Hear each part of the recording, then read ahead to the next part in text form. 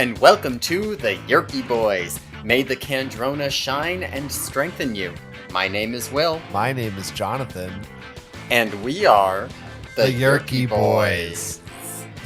That's us. We're back. We're back. Our listeners might not know this, but we've had a little bit longer in between books here, so in terms of recording, we release them on a regular schedule, but for us, this is a sort of a return to our regularly scheduled podcasting. Yeah, it's been 2 full weeks since we last convened. Crazy. I kind of forget how to do this. Yeah. Made me think maybe we should just not come back. Yeah, but the people demand it. Yes. Yeah, I wouldn't want our legions of angry fans. I wouldn't want to. They would be very upset. K.A. Applegate would feel personally let down. Mm-hmm. That's honestly the one thing that keeps me going, is that frequently I will get messages from, I call her K.A. And right, yeah, of course. She texts me and I say, oh, new message from K.A. And it'll be like, loved the newest podcast. It was so funny. I can't believe how insightful you guys are. Please don't stop, because honestly, I had kind of been doubting whether or not my work had meaning before I listened to you analyzing it. Right. This is our sharing for this segment, is where we share all the things that KA has told us. Yeah. Well, I don't know if you call her KA. I think that's just me. I mostly call her Kathy, or sometimes Alice. Yeah, that's nice. That's pretty nice. It is pretty nice. I'm also a little sleepy, so. Mm-hmm. Like are you feeling? Yeah. I had a big meal. It's early. I don't usually. It was like a big lunch. No, I mean it's early. No, listen. You didn't let me finish. It's early. It's early in the day to be having a big meal. Okay. Like, I see what you're. So I'm like, I feel more weighed down than usual. Is all. Which, well, we'll try to get you feeling a little bit looser, a little bit more freed up. What I'm hoping for. I feel like I just ate fucking Thanksgiving dinner, but just give it some. If this episode's not so good, just give it some time. It will pick up. Then it's his fault. It's not my fault, but it will pick up. Okay. Little bit of business before we jump into this book. Oh, okay. I just want to say, last time we were talking about the driving sitch to Area 51 from California, and we were kind of conflating it with Roswell, which is in New Mexico. Area 51 would be in Nevada. Oh. So a more doable drive. You would have to go through the Sierra Nevada mountains. But they might have said they had to go through the mountains, so that's probably. I still think it's like a 4 or 5 hour drive and not like a 2 hour drive. But I did think Area 51 was in Roswell. I guess I did just think that was the same thing, but it's not. Yeah, I was just kind of getting confused. I mean, part of it is that, Crazy Helen feels more like the kind of person. Area 51 doesn't have people shilling alien merch outside of it, right? Because it's an actual military base, right? If I wanted to find the side of the road hucksters, I'd go to Roswell. But there must be however, as close as they're legally allowed to build it, there must be like an Area 51 diner and some shit out there, right? Yeah, there probably is. And I feel like I should know, if I had paid any attention to that stupid, let's invade Area 51 campaign, because they were like trying to set up like a convention style thing in nearby towns, so I could have known what those were. But it is so crazy how no one remembers what you're talking about anymore. It was such a blip that's just not ever discussed again after it happened. Well, I'm discussing it on this podcast. People will be like, oh yeah, that's right. Keeping the flame alive. Way back when, like 2 years ago. Usually we talk about stuff like Harambe that is evergreen. Right. Yeah, nobody could forget Harambe. Well, I'm glad that you cleared that up. So we can. So I don't know actually what that clears up, to be honest. So that means it's more likely that that Area 91 or Zone 91 is Area 51. Yeah, I mean, like that, it would be drivable from where they are, although it's still, like, since they're on the beach. I don't know where they are in California. Like, the problem is that, like, oh yeah, the beach and the mountains are all right next to each other by California terms, but by anywhere else terms, it's like, no, they're like several hours. It's like, I don't know where they are. Doesn't Yeah. matter. So how Who long you been cares? holding that one and waiting? Not very long, actually. Oh, okay. Well, I'm glad that Yeah. we settled it. So now we can have a clear conscience as we, let's just say we might dive into the next hmm book. Yeah, book 15, The Escape. This Yeah. is another Marco book we're heading into. Well, yeah, we might dive into it. Right, right, because on the cover he's diving into the. Well, he turns into a shark on the cover of this one. He does, and I gotta say, this is my personal favorite face of the bunch so It's far. it's pretty good. There's The some good faces this the run. number 3 middle transition Marco to shark face is, man, it's such a weird looking. Yeah, I get it. I'm a little bit more of a two-facer on this one myself. you like the Two Face? Yeah, that's a little Mm. more. He looks a little more like a regular guy, just with a real wide head. Yeah, I think it's that he's still so regular that it works for me. But they're very good. They're both of them very good. Yeah, Phase 3. I'm feeling it kind of reminds me of the Stinky Cheese Man. Mm. Yeah, Yeah, I see it.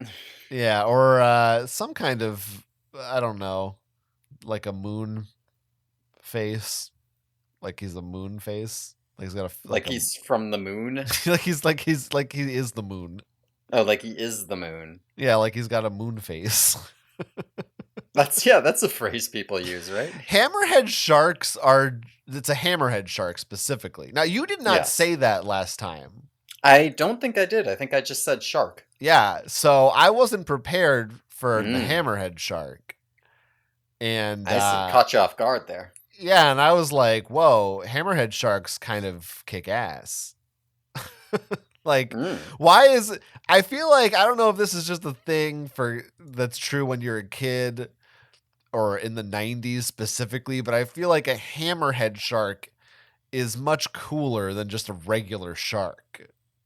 I think it's the name and just they look weird. Because like I think tiger sharks are cooler personally, but like it's hard to if you don't Tiger hammerhead. sharks?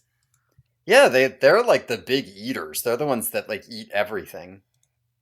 Well, that no, but they don't. I don't know. They're boring. Like I get a great white because that's like the T-Rex of sharks. Yeah, but like the sharks, whenever you hear like, oh, we cut the shark open and it had like 50 pounds of garbage because it just ate everything in its path, that's always a tiger, right? I honestly, I feel like they're culturally appropriating land animals. Hmm. That's kind of And you think bullshit. and you think this is okay when they appropriate our culture with hammers and stuff. Well, I don't know for a fact. I feel like we may discover in the course of the Animorphs books that sharks invented hammers. God, that is exactly the sort of thing that we may discover. Yeah, hammerhead sharks are made from the DNA of hammer people that had to move to our oceans. God, we need more Ellimist meddling Of with course, these there's hammerheads. street sharks.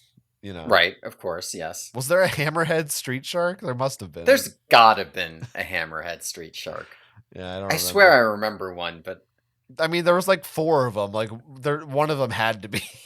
I'm pretty sure I own the entirety of Street Sharks on DVD because I like picked it up for like $5 in a thrift store one time. Well, But why I the never watched fuck it. haven't we watched that together?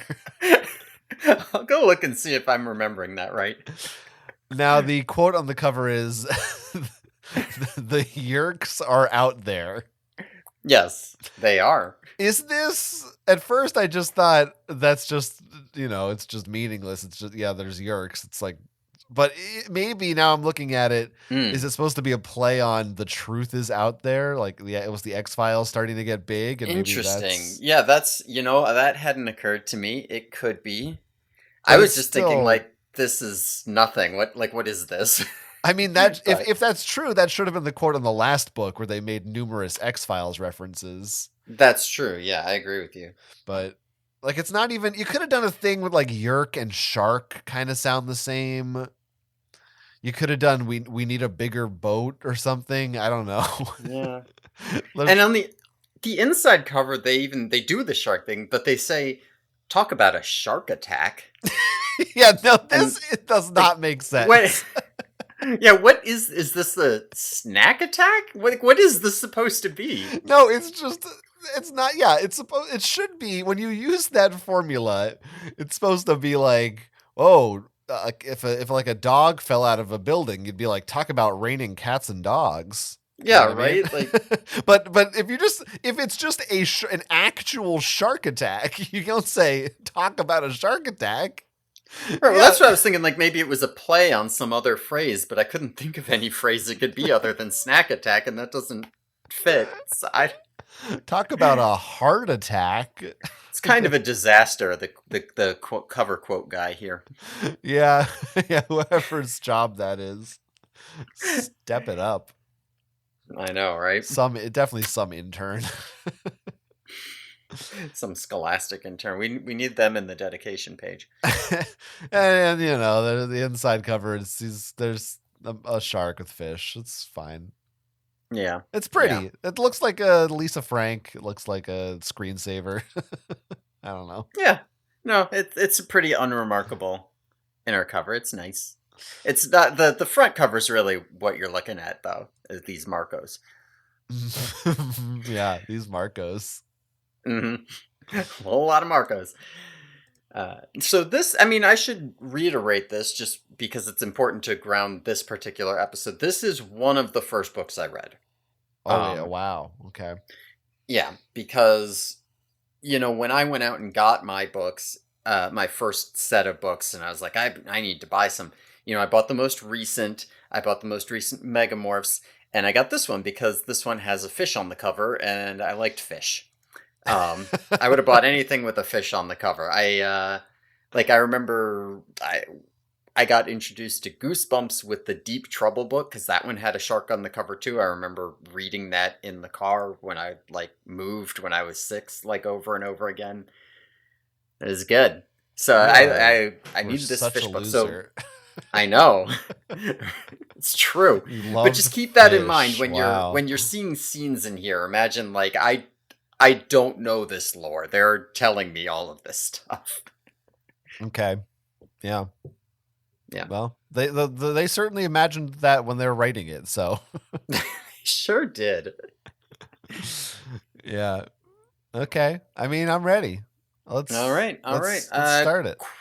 Yeah, quick hop to the dedication page first. Oh, okay. just a quick hop. Okay. I said it's gonna be Just dedicated last to book, you were like, yeah, it's pretty much going to be the same like forever now.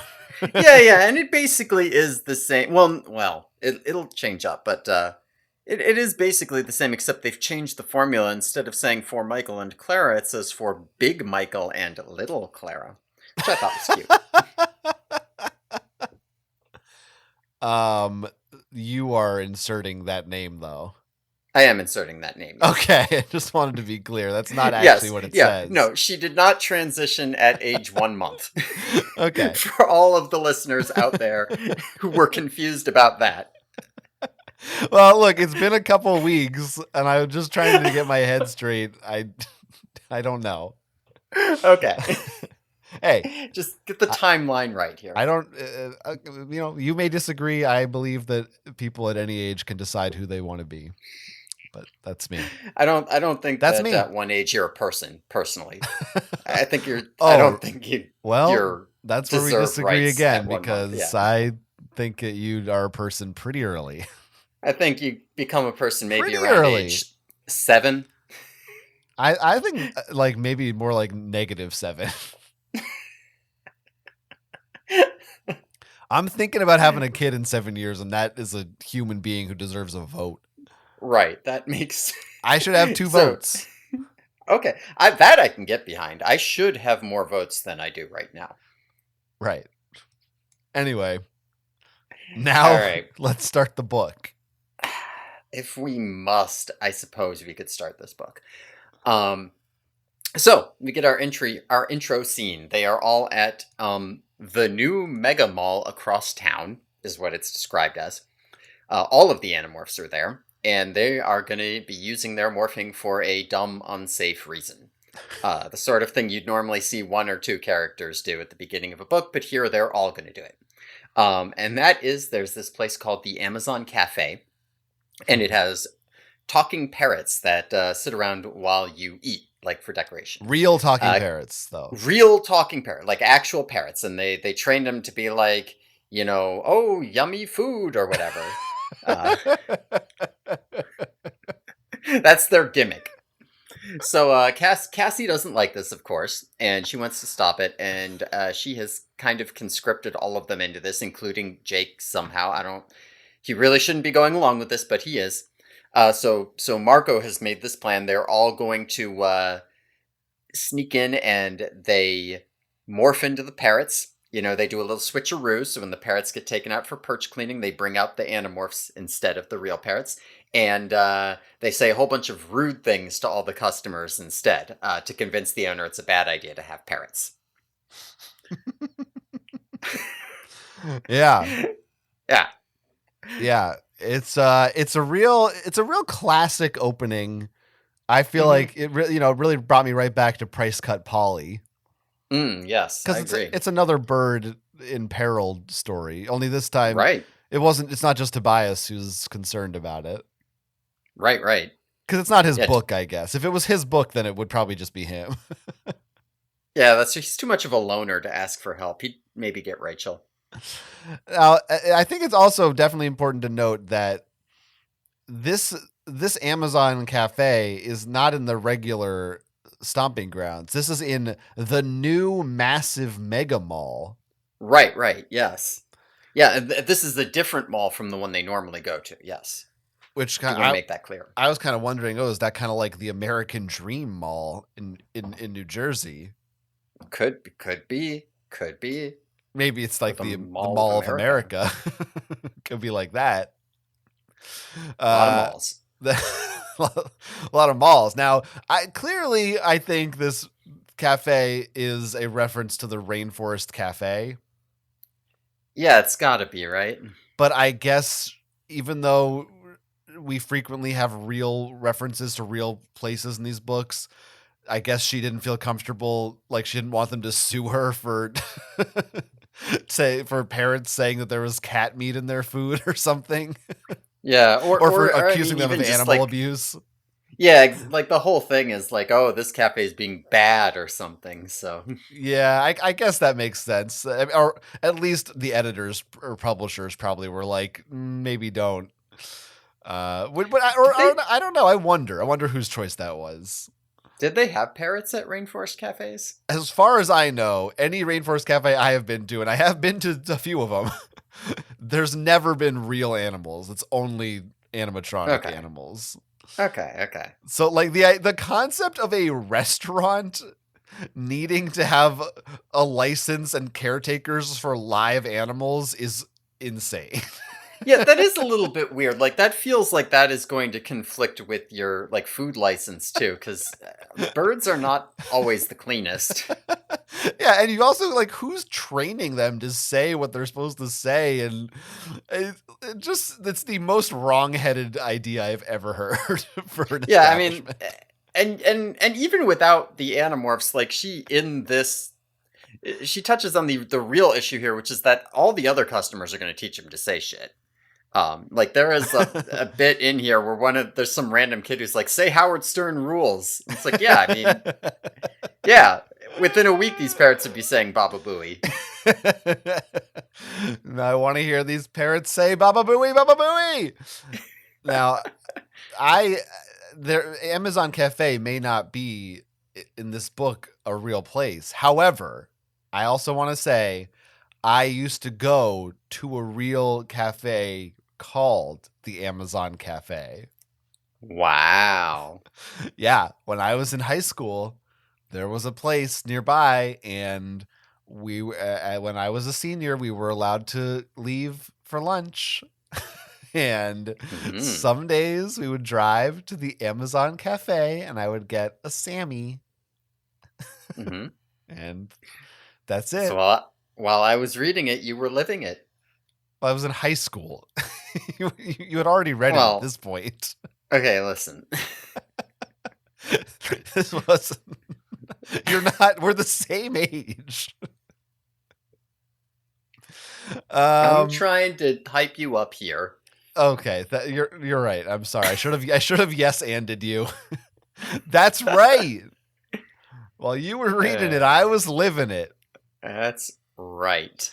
Now, Uh, I don't. I mean, I guess I will try not to just rag on Cassie.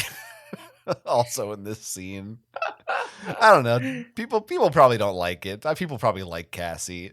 I think there's plenty of people who are Cassie dislikers. It I think just Cassie's pretty I don't. divisive, whatever. Yeah, I I don't like know them how to both. talk. I, Okay. I don't. I just there's no moralizing from Cassie about how smart these parrots are. She doesn't like taking over dolphins, but like I don't know, parrots are kind of smart. Yeah. Not Well, smart enough for that's her. yeah. That they're smart enough. She doesn't want them to be here in the cafe. Right, right. But and I mean, I get that these are worse conditions, but it still is like parrots shouldn't be allowed to be kept in cages and put on display for the amusement of people. By the way, let's go to the zoo. I love the zoo. It's just like, come on. Where's Right. the It's a really good zoo. Yeah, right. It is a Yeah. really good zoo. Yeah. Yeah. Her mom's in charge. Yeah, I'm just. It feels like there's an awakening. Like when Cassie's 10 years older, there's going to be a turning point where she's anti-zoo. I just think she's That's indoctrinated with zoo quite propaganda. possible. It's Yeah, quite possible she will or be. she's just a I could see it. hypocrite. Like I don't. She Well, should she is be a anti-zoo. hypocrite. She is a hypocrite. Like that's a big part of it. But like, yeah, this part of the hypocrisy is not particularly thematically important. All right, what were you gonna say? Oh, I don't know. I was just musing about how if the Animorphs lived in modern times, if they were modern today, they could probably kill it on bird talk, Hmm. right? Oh Right? Can you yeah. imagine Marco meets Hamlet? Well, What doing? I'm all about Morgan or so it's or Stella. What's the bird? There's I one don't bird know. it's a boy bird, but they thought it was a girl, so he always says like good girl, like he wants to be called a good girl. Hmm. He's a great little bird. I feel like it's Morgan, or maybe Morgan is the owner. I don't know. Animorphs could make a killing on all kinds of animal TikToks and It's YouTube true. videos. Like you could do, goat in the. I feel like we've talked about Goat this. in the water? Yeah, you could. I think we have talked about goat in the water in Yeah, particular. I remember saying goat in the water, but you could do all kinds of shenanigans. Yeah, like oh Yeah, my god, I can't believe this cat's doing that. They could be yeah. rich influencers for sure. Who's that button dog? Because they could blow that dog out of the water. Oh, Bunny, the dog. Yeah, the dog who, Yeah, who presses all the buttons and is a genius. Yeah. yeah. Yeah. Be pretty good. Oh yeah. Pretty good. Oh yeah. Oh, well. That's yeah. This is most of what I'm. This is what Marco's idea would be, and everyone else would be like, no, It is. Marco, that's unethical. That's true. Because Marco's over here. Like we could be doing the crazy animal tricks on Letterman. What do they Right. call them? Whatever Crazy the actual Petrix. crazy pet tricks. Yeah. Right? Yeah. So in modern today, he'd be on TikTok. Yeah. He sure would. Yeah. It's a classic Yeah. opening scene. Yep. Fun little opener here. That I mean, and again, I do just want to say, like, Jake should be putting up resistance to this. He's Like just he's beaten down.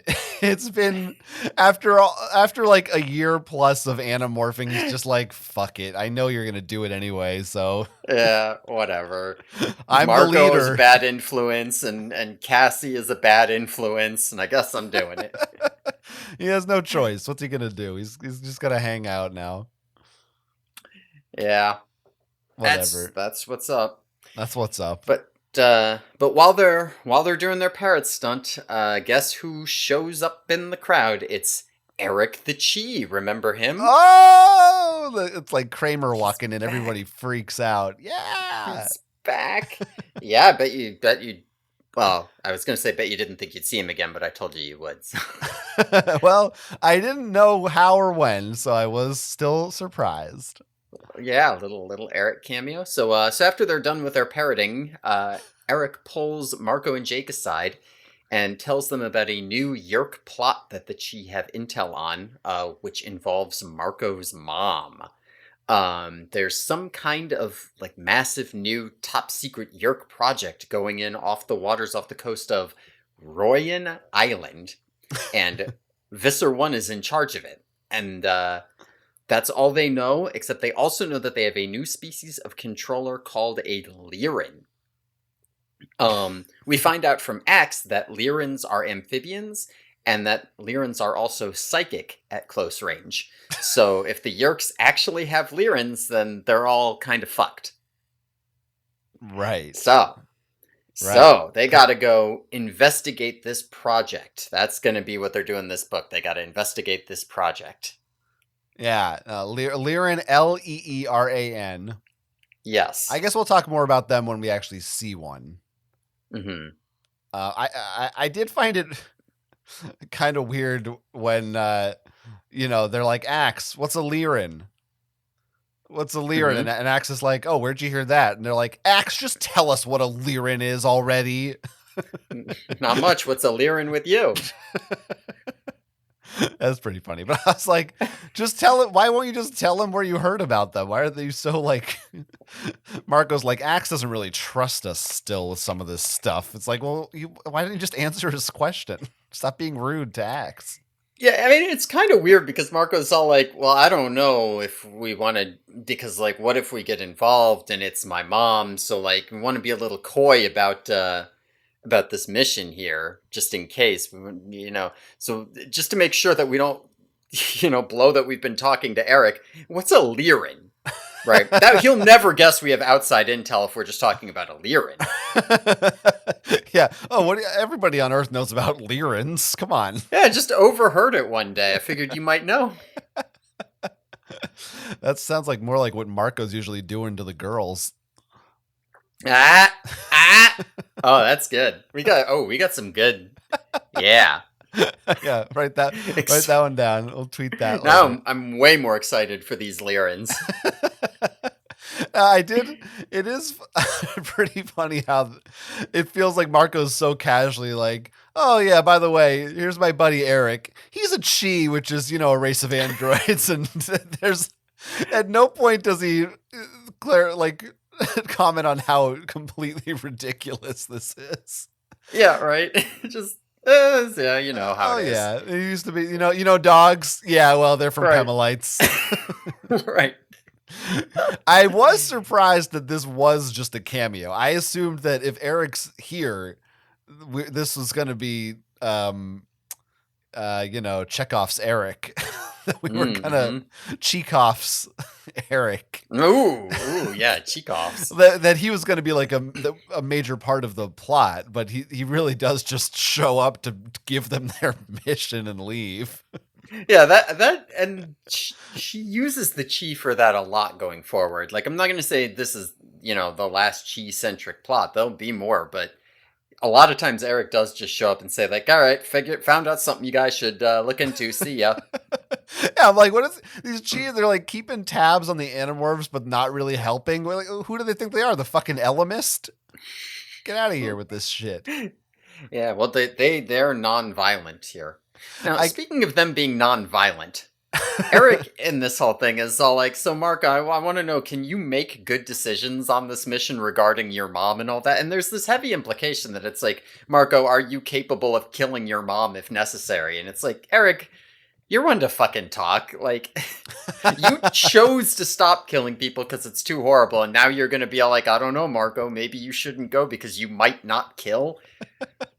Like, aren't you? You're supposed to be nonviolent. You're supposed to be anti-killing. He is pro killing as long as someone else does it. I feel like they soften that out. They make him more anti-killing as they go on with the series. But yeah, right here it's a little like, this is not very Chi-like, dude. Yeah, I mean, it does, like, they are though rooting for the against the Yeerks, so presumably they understand that war is going to bring about death. Like, yeah, it's an interesting thing that they're doing here, where they're like, it's okay if you do it based on our intel, but not too much. But like, also we wouldn't do it. I don't know. Just don't tell us about it, and you do what you need to do. We'll just kind of look the other way.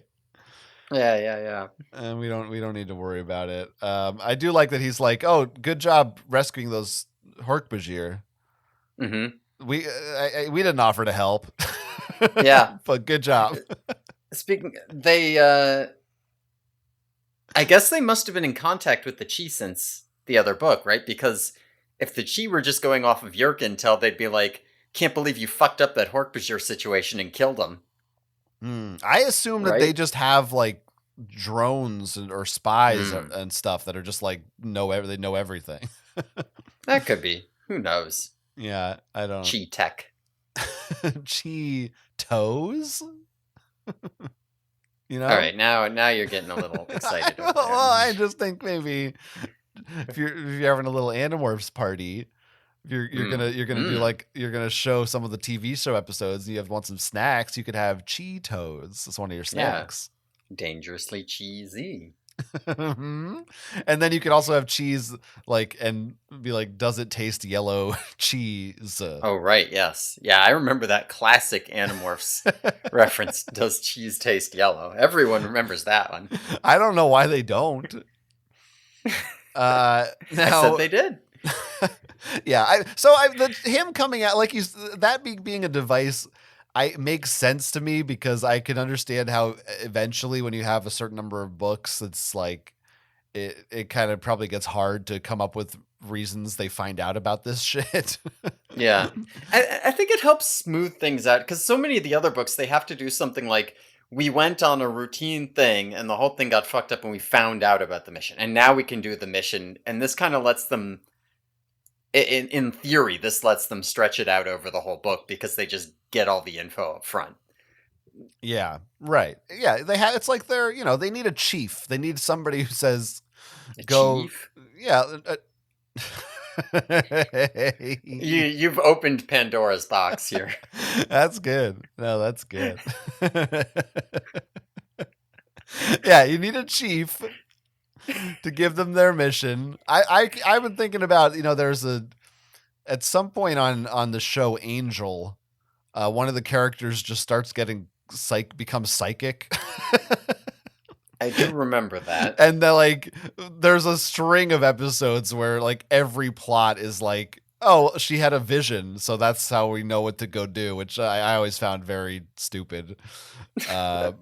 But yeah, I mean, at least here at work, like, they already set up the cheese, so now they're like, might as well use them. Like, what else are they gonna do? I mean, I'm happy they're acknowledged. They're still around. It's something. I'll take it. You get to see his cool hologram technology. That's fine. Mm-hmm. Yeah, everybody loves there. So yeah, in terms of the Lyrans here, in terms of the Lyrans, when Marco is too much, I don't know. Okay, Ed Sheeran. Oh, Ed Lyran. Ed. Ooh. Yeah, you skipped right over the obvious one. Wow. All right. Okay. All right. Okay. I'm awake now. Axe can so he's talking about them, and Axe is like, well, that doesn't make sense though, because the Yeerks could never infest Lyrans, because Lyrans would just know that they have controllers, and it's like, can't they just... You seem to have forgotten that they have, like, guns.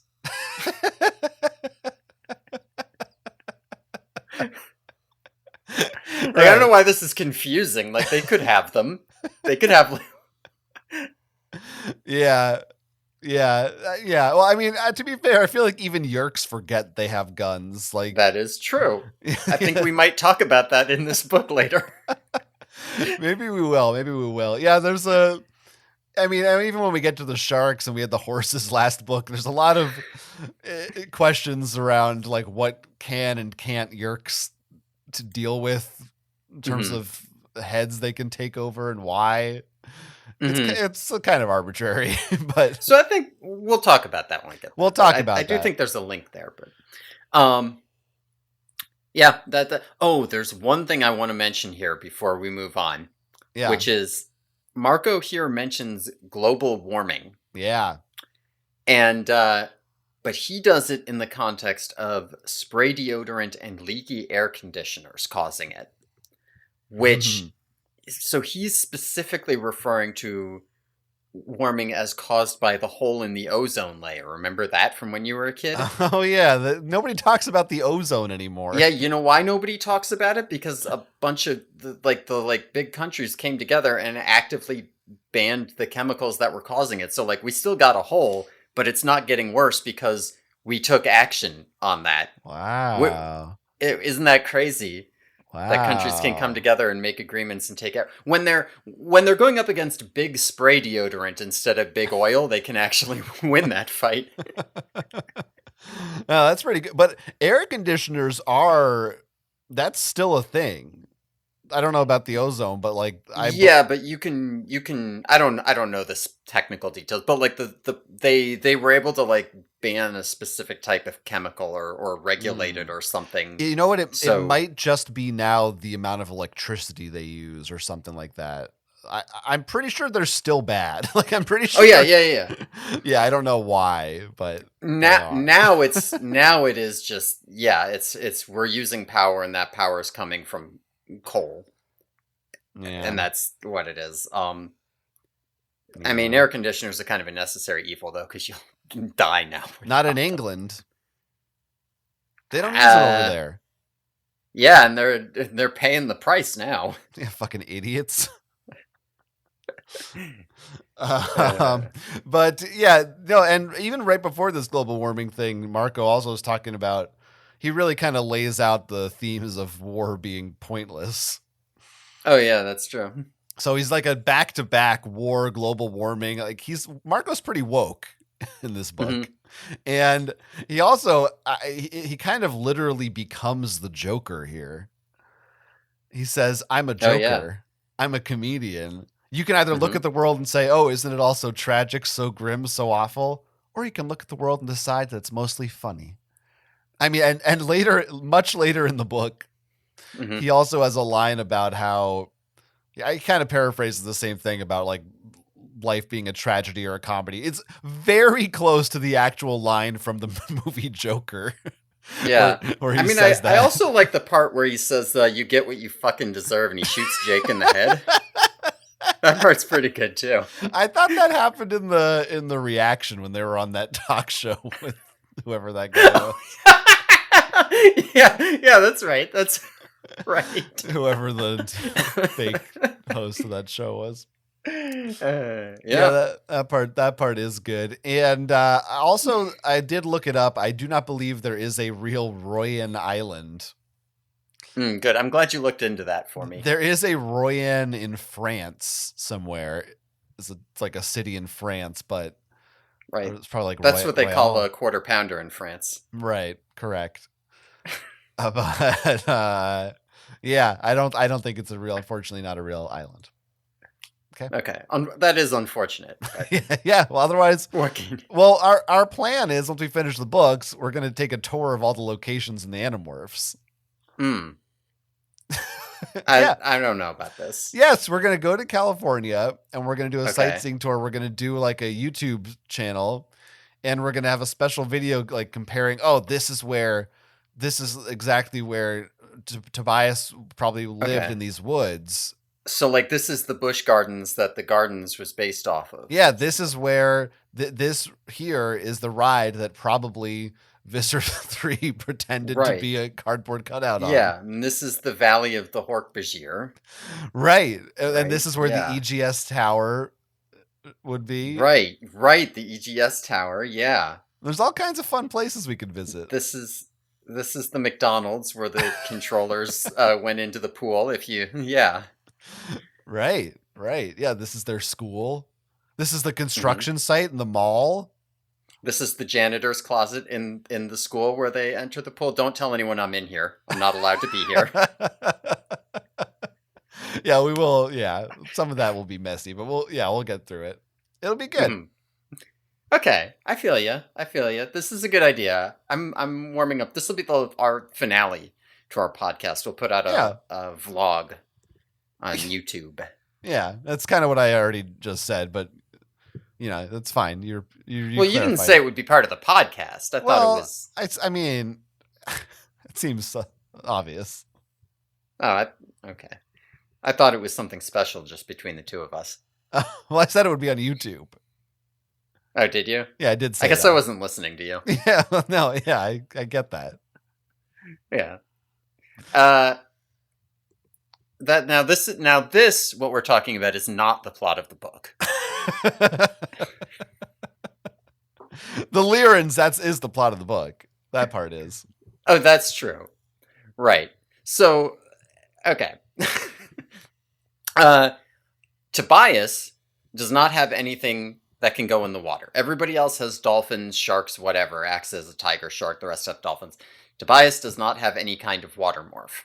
So, they have to go to the gardens to get Tobias a dolphin morph so he can come with them to explore this island. And he is hesitant at first because turns out he's scared of water. Hoo hoo hoo hee hee. They that's my Joker laugh. So they fly off to the gardens as seagulls. There's like a short detour where Marco flies off with Jake and they ride a roller coaster as birds, which is a fun little scene. And then Tobias has to acquire a dolphin, so he's got to touch it. So he just dive bombs a dolphin in the middle of a dolphin show and sticks his talons into it and he gets stuck. And the dolphin is just jumping around, dragging Tobias underwater, and everyone in the crowd is like, "Wah!" And the trainers are going crazy until finally Marco flies in and knocks him free off the dolphin. This dolphin does not go into a trance when Tobias acquires it, explicitly. So he's got his dolphin morph, but we get some wacky gardens shenanigans here. Now, okay, do we know why this dolphin does not go into a trance? Is this explained at some point? Not here. I don't know if it's ever.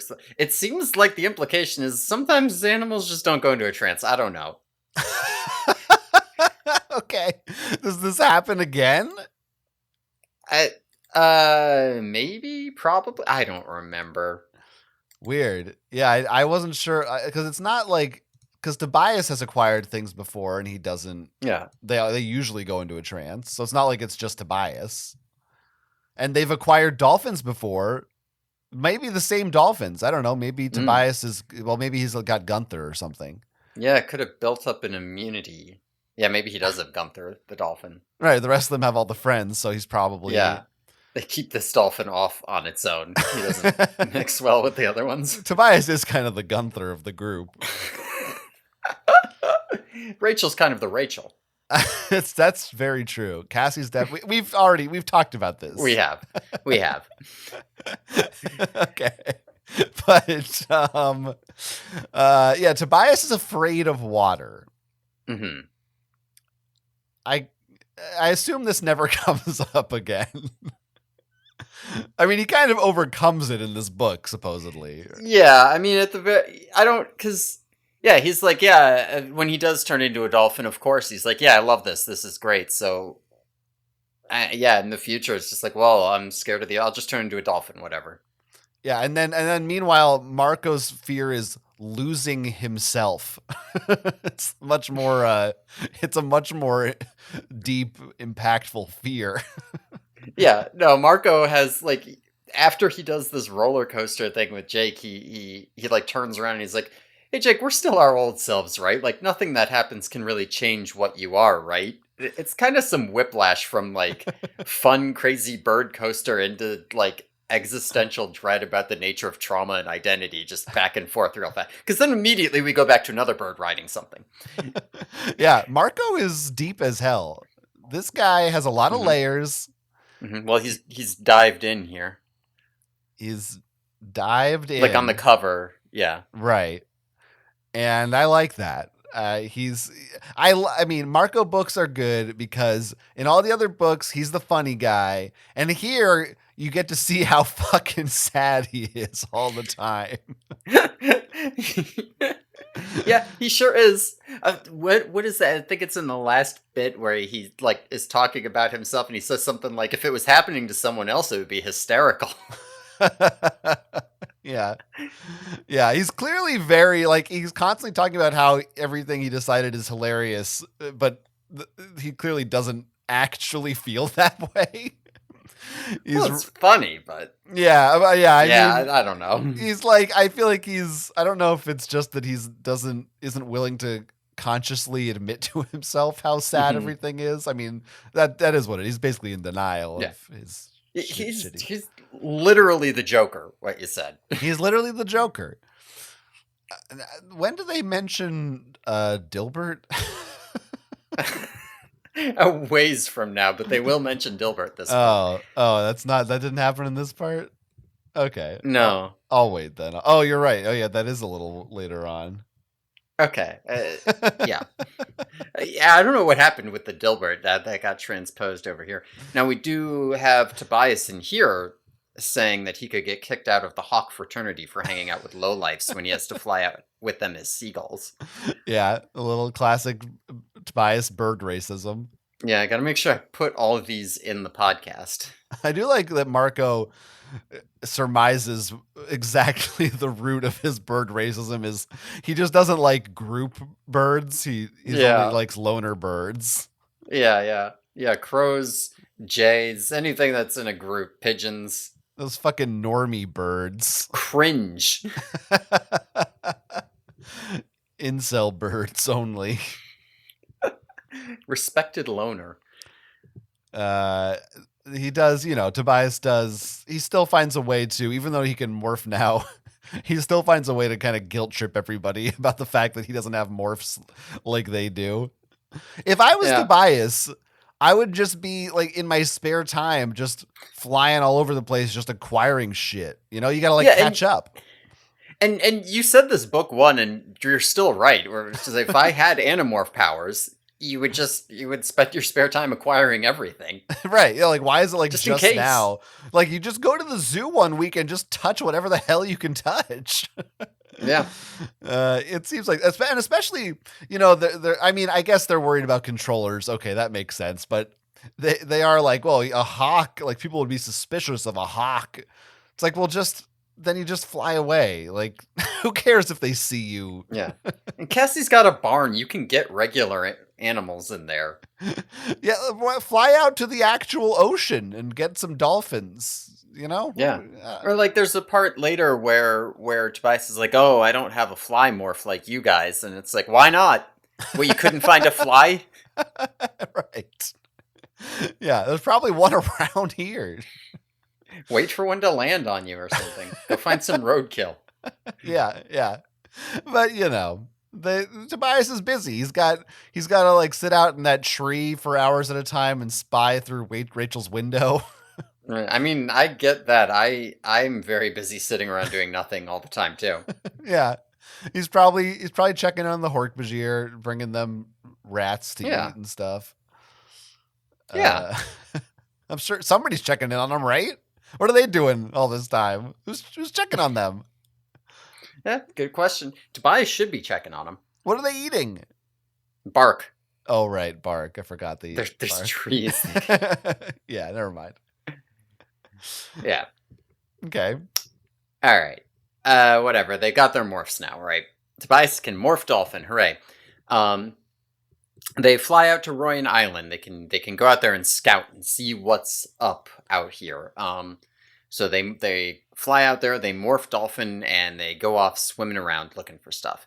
So, they play around as dolphins for a bit, as usual. And then Marco notices something in his echolocation, a giant artificial structure. They go where it is, and, they don't see it. It's protected by a hologram, but not a force field, though. So they swim through and see a giant pink underwater building, right? They swim through this hologram of a regular seabed and see a giant pink underwater building on the other side. This building has 3 like loading, unloading looking doors, like openings with steel doors, described as big enough to drive a dump truck through. And the structure also has those like bubble window type things that you would imagine would be on an underwater building. It sounds so much to me like you're a DM in a role playing game describing what I see. Yeah. Well, inside of this office that you see, it looks like a normal white collar office building with like people running around and stuff, except that there are Hork-Bajir in there too, and through the bubble windows. Yes. Suddenly, the party sees 10 sharks approaching. Roll for initiative. They. That's someone else's podcast. We can't take that. All right. So they see 10 sharks coming for him, and they're like, all right, let's get out of here. And they see 4 more behind. These sharks are surrounding him. They're cutting him off. They try ramming one, hoping to put the others in like a feeding frenzy, but the sharks don't frenzy. They are not normal sharks. They like coordinate to try to hem them in and attack them. So they jump the sharks, and a chase begins. But then in the distance, the sirens go off. All the sharks swim away, and beneath them they see an alien submarine heading toward the building. It's shaped like a stingray, but it's mostly transparent. A cool little thing. And in it, they can see a Lyran and Visser 1. So this confirms Eric's intel. Sometimes you just say so many things in a row. I know, right? It's never clear, especially during these action sequences. It's like, how I want all this detail in here, but like, I don't know. They go to the building, sharks attack them, but then it's over, and Visser 1's here. There. That's what happens. Yeah. No, that's good. I don't want to miss this part when they're morphing into dolphins. I feel like when we did the first dolphin book, we were surprised there wasn't a part where Cassie corrected someone about dolphins being mammals. Yes. And they do that in this book. So it's make good. up for the missed. Yeah, like you had to do that. Actually. And I really like that Marco has a lasting trauma from his experience of a shark gutting him as a dolphin or like bit his tail off or something. It was something fucked up. Bit him in half basically. Because I feel like that happens in almost every book to at least one of the Animorphs, and they don't always dwell on it or bring it up again. So it's like, that would definitely fuck you up. Yeah. No, I appreciate that Marco is scared of sharks. He has a good line where the sharks are coming at him and he says, I knew I was going to die, and worst of all, I knew exactly how it would feel. Yeah, that's a good line. Good little bit there. That is good. Now this is where Dilbert comes up. Is it? I thought it was later. Whatever. It's one of these places. Oh, yeah, it is where Dilbert comes up here. You're right. Yeah, as you said, when they're looking in the office, it says it looks just like it's a Dilbert-looking place. Except the fact there's no Hork-Bajir in Dilbert's world. Right. I'm sort of wondering if there were, what would that be like? Well, Scott Adams would have a very difficult time drawing a Hork-Bajir. He's not a great artist. Oh man, I would need to see, can we just get AI to draw a Hork-Bajir in the style of Scott Adams? Because I don't want to waste a human's time with this, but if an AI could do it, that would be fantastic. Maybe a cheat can do it. Yeah. Oh, maybe I'll give it a shot.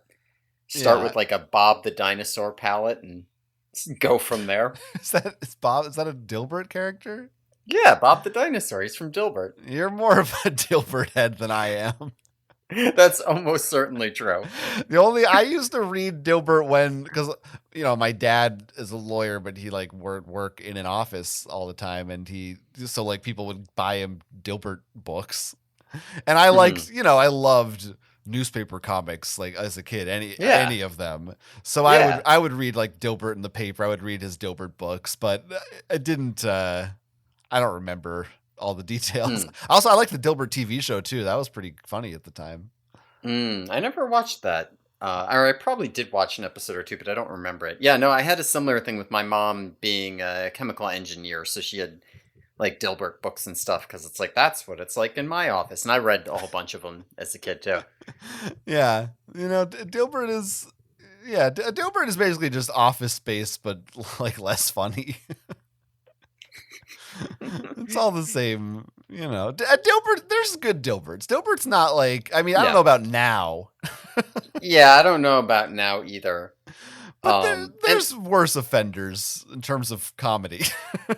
Yeah. Dilbert has a lot of like it's funny because it's true things going on in it, where it's like, yes, this like perfectly encapsulates what this is like if you work in a white collar type thing. Yeah. There's a lot of that kind of thing going on. Like I have read more of Scott Adams' writings than just his Dilbert stuff, and I am of the opinion that Scott Adams is like super interesting because I think he's got a really good handle on human nature, but he's also completely batshit insane. And so it can be very difficult to parse when he's got a great insight and when what he's saying has no basis in reality whatsoever, and you should not listen to a word he's saying. Yeah. Look, we all have our little problematic, heroes on this show. Oh, yeah. Yeah. I stand J.K. I don't know Rowling, if hero's the right word. You stand Scott Adams. Right. I don't know if stand's the right word. Yeah, here, no, you kind of stand him. I get it. Okay. It's cool. Okay. It's cool. Scott Adams and kind of like sense. some adjacent, similar, like minded types. Yeah. Yeah, I don't like his work, but the right. politicians he supports and the policies that I'm really into. Your Joe Rogans and your Petersons, what have you. Yeah, all them people. Who's the Peterson? Jordan Peterson? That's what his name is, yeah. I don't really know anything that the fuck that guy says because I don't give a shit, but... all you need to know about that guy is that he fucked his brain up getting off benzos. I just really thought that sentence was going to go like he fucked his sister or something. There's some weird shit with him and his daughter, but it's not sexual weird shit. That's too bad. Well... Yeah. It is too bad. Anyway, so these sharks are... when you're reading this, if this is one of your first books and you're like, these sharks, do they have yerks in them? I mean, I can't even... This is kind of a weird thing to have thrown at you early on. It's weird, and I can't... It's so hard for me to put myself... Like, what was it like reading that the first time? Because also at that point, I'm so young that it's just like, oh, there's sharks coming out. Who knows what these evil sharks are? I don't know. Yeah. Wasn't that also the Deep Trouble plot? Like, the bad guy was, like, controlling fish or something? Deep Trouble? Like the Goosebumps book that I brought up earlier. I never read that one. Okay. Yeah, I don't remember very well. Oh, no, there was a mermaid. I don't fucking remember. Whatever. I don't know. Well, anyway, I don't remember Goosebumps like I do Animorphs. It's weird, but I definitely did. It is also a little bit. It feels like maybe a little. It's a different thing we find out, but it's a little soon to be doing group of animals acting strangely right after we just did that with the horses. So, well, again, we'll talk about it when we find out what's going on. It's different, but it's like it's similar enough that I don't. It feels strange to have it back to back. I actually feel like there's an implied sort of arc plot there. Huh. in a way, sort of, kind of, a Yeah, little bit. maybe if that were made a little more explicit, I would Yeah. like it more. If it kind of makes sense. If the Yerks they keep looking, they're here on Earth, so it's like, what the fuck do they Hmm. do all day when they're not having sharing meetings Yeah. and teaching middle school? Well, I'll give you a little teaser. There's stuff in this book that does tie into a more explicit arc plot, which is why I feel more comfortable extending it kind of backwards into the horses too. Okay, okay. But Well, then we maybe can talk maybe I'm about that speaking too more. soon. Maybe I'll see as time goes on. Yeah, I don't know. Well, we'll see. We'll talk about it when we're done with when we're in our next recap, probably. I did assume they were controlled by Yerks, though. Here, that was my, I mean, Mhm. that's the obvious assumption, right? Yeah, I mean the horses were controlled by Yerks. It's Right. until like Axe shuts that down once they get out of this, and he's like, no, I've seen anatomy diagrams of sharks. I don't know where he's finding these, but he's He's, seen it and he knows that Yerks can't infest sharks. I'm pretty sure it's porn. Anatomy Shark, diagrams. shark brain. What the fuck? These Andalites are weird, dude. You don't know what they're into. Okay, They're okay. they're into that shit. No, there's like charts of this shit and like whatever. Yeah, in It's like med fucking school stuff for Sexy Shark biologists. Weekly. Is that what you look at? You look at anatomical charts of human, like the muscles and bones. Yeah, that's That's what normal. you're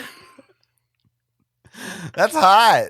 It's like, oh man, what's under those clothes? Yeah, but and then what's under that skin? like that movie. I don't know what you're talking about. Under the Skin. Right. It's kind of like that. Buffalo Now, Bill. we also get our first description of Illyrin here. Like we get to see what they like look like. Hmm. Because we see Illyrin in that sub with Visser 1. Oh yeah, So, yeah, they look like a big frog, right? They got the squat back legs with the webbed toes. Except instead of front legs, they have 4 tentacles spaced around their body. Like spaced evenly around their body. They also have pebbly yellow slimy skin and bright green eyes. And then their head's a lot like a frog head. It's got like a big wide mouth that looks like it's in a big old smile, and it's, no neck between the shoulders and the head. Now you sent Um, me an image of this, an illustration. I did send you this. This is on the Seropedia page for Lyran, but I don't really understand what's happening in it because this Lyran appears to be floating in space. Yeah. So I mean, but do you know the source of that image? Does it say? I don't. I didn't look very hard. I just pulled the standard Lyran image off the Lyran page. Yeah, I mean, I I'm could glad. look, but I'm not going back. That's fine. I'm glad this fucking Seropedia editor's probably got it wrong anyway.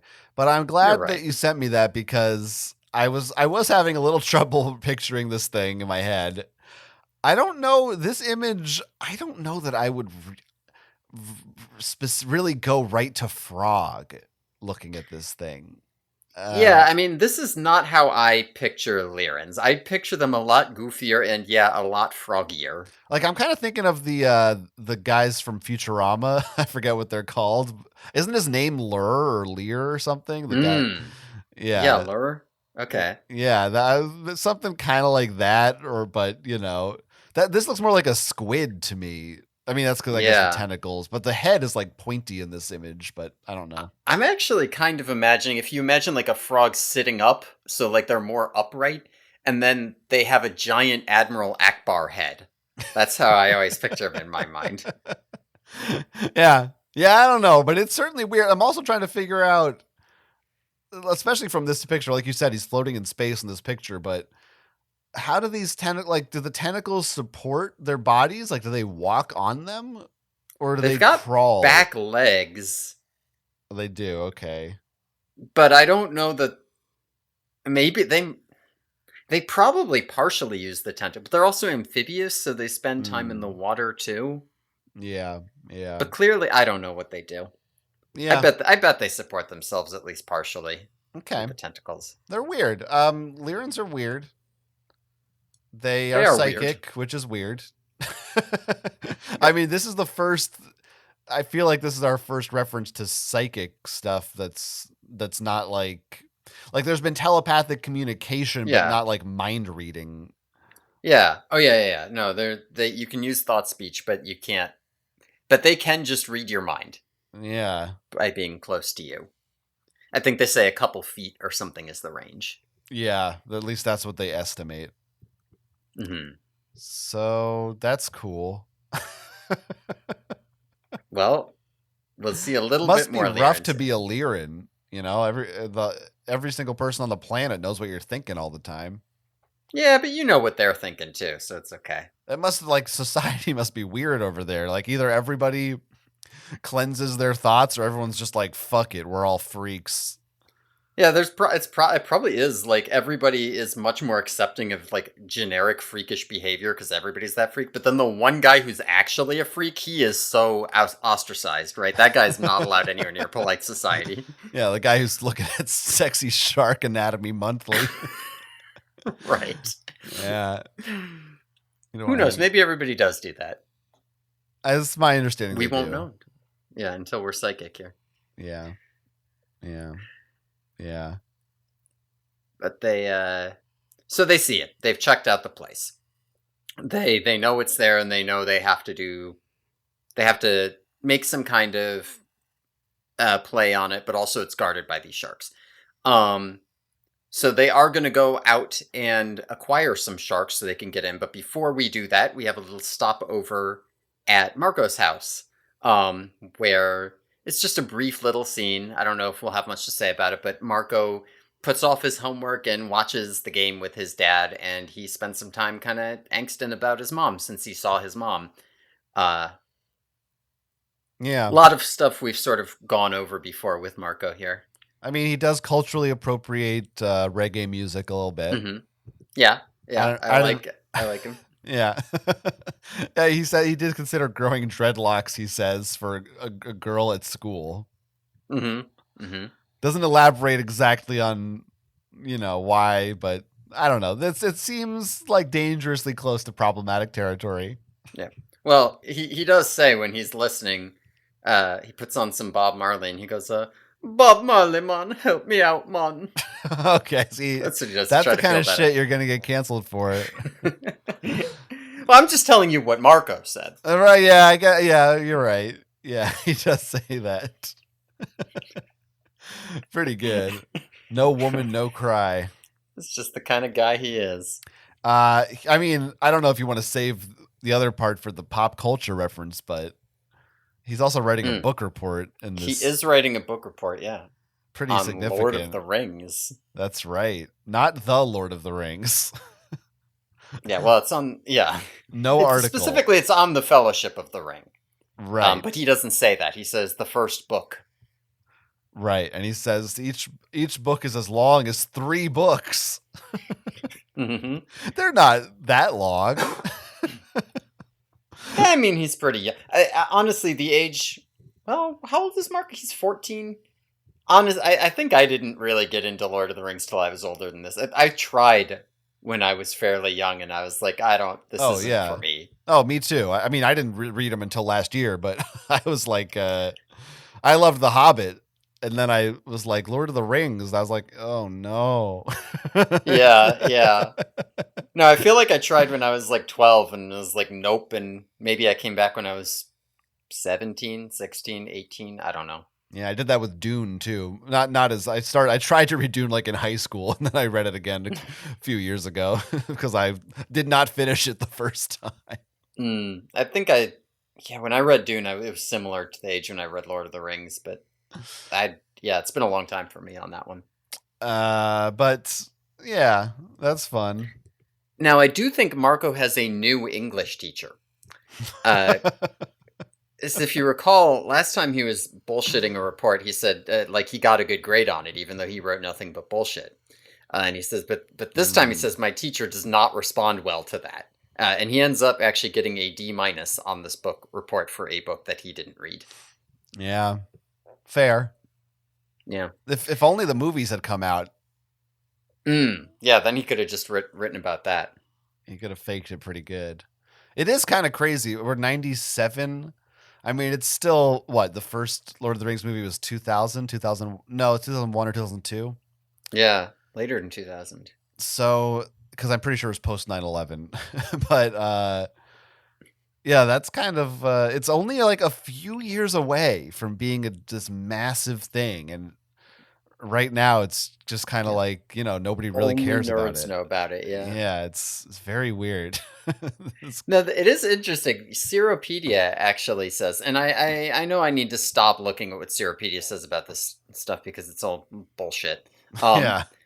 but they do make an interesting point where they say Marco doesn't seem to have read Lord of the Rings before, but he knew about Tolkien elves in The Android. Huh. Huh. Interesting. Maybe he watched the cartoons. Hmm. Yeah, the animated movies. What were the elves like in those? I have no memory of. I've maybe watched that like once. I don't know. Yeah. I No, I want it. We couldn't should tell you. watch it, but We should. or maybe How can I say I'm a Rings head if I don't watch it? there's elves in Hobbit, right? Or are there no elves in Hobbit? That's true. There are elves in Hobbit, So yeah, maybe but he they're just like scary there. That's okay. Yeah, I think that works.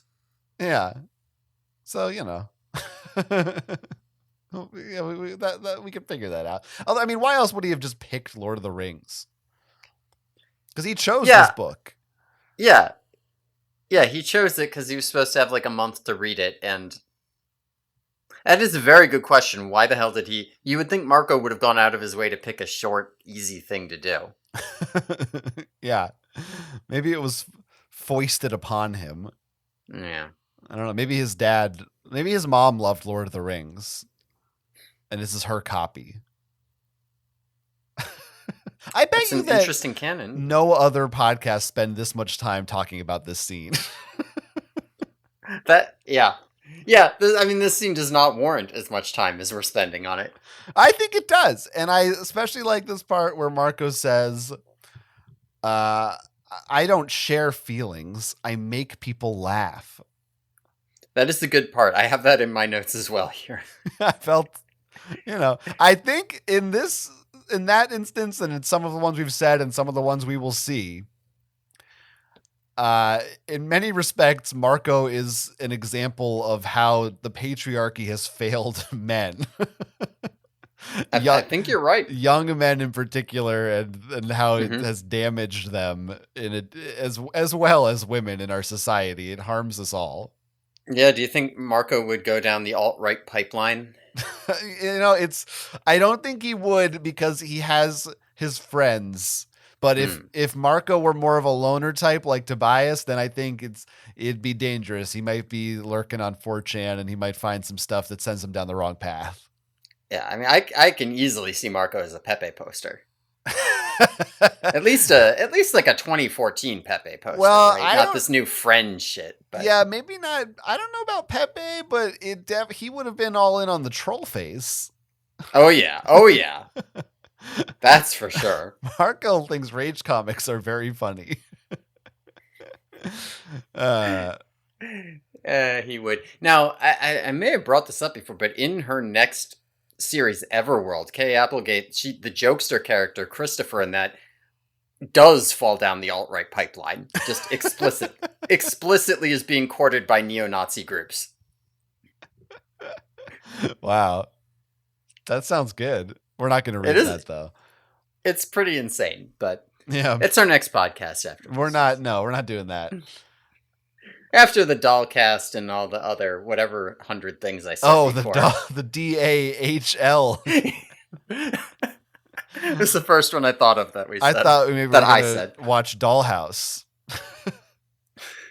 That's fine. What are we even doing with this podcast? Oh, and we could also watch like Welcome to the Dollhouse. What's the No wait, Welcome to the Dollhouse. What's the one that Roger Ebert wrote? Let's just start with the Barbie movie this July. Okay. Barbie will be in. I was just thinking anything with doll anywhere in the title. Okay. I was thinking anything with a doll in it, period. No, that's good. That is good too. We can do both. You get Annabelle in there. You get Chucky. I mean, mostly horror movies. Yeah. We can watch the Night of the Living Dummy episodes of Goosebumps. The Bratz cartoon or whatever. Twilight Zone, the evil doll. Yeah.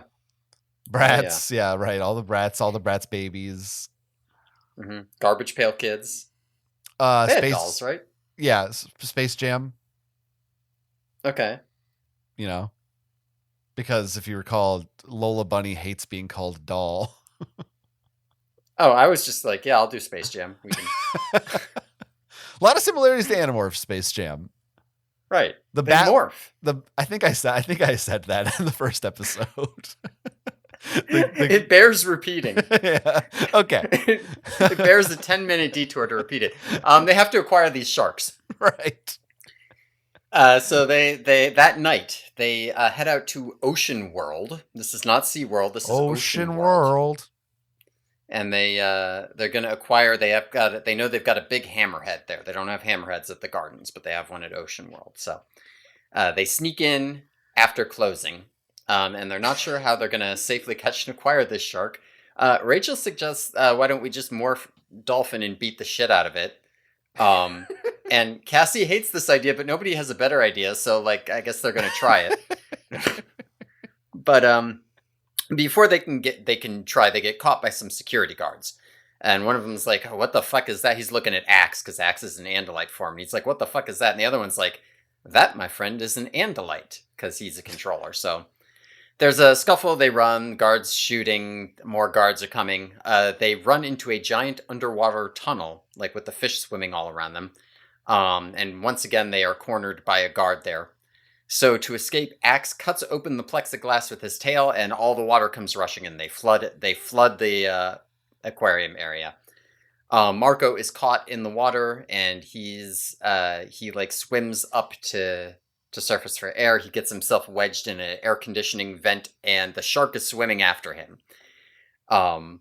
So Marco drops down onto the shark and starts to acquire it. Unfortunately, the shark does go into a trance, and I guess he gets to it's a little unclear what happens, but somehow he gets the shark up to the surface where the other Animorphs are, and they all acquire it. So now they all have shark morphs. This should be an intense, bewildering action set piece. But because it's Animorphs and this happens like every book, it's just like, yeah. Business as usual. Yeah. But I mean, they fucking destroy and drain a like 1,000,000-gallon aquarium with fish all over. Like if you visualize this, like if this was a movie, it would be absolutely crazy to witness. I mean, the visuals from this are stuck in my mind because it was so early in my Animorphs history. It's like, oh yeah, I remember them in the tunnel, and then the tunnel floods in.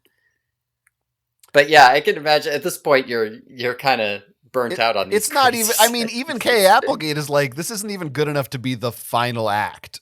This is just the midpoint. It's just like a thing that happens in the middle here.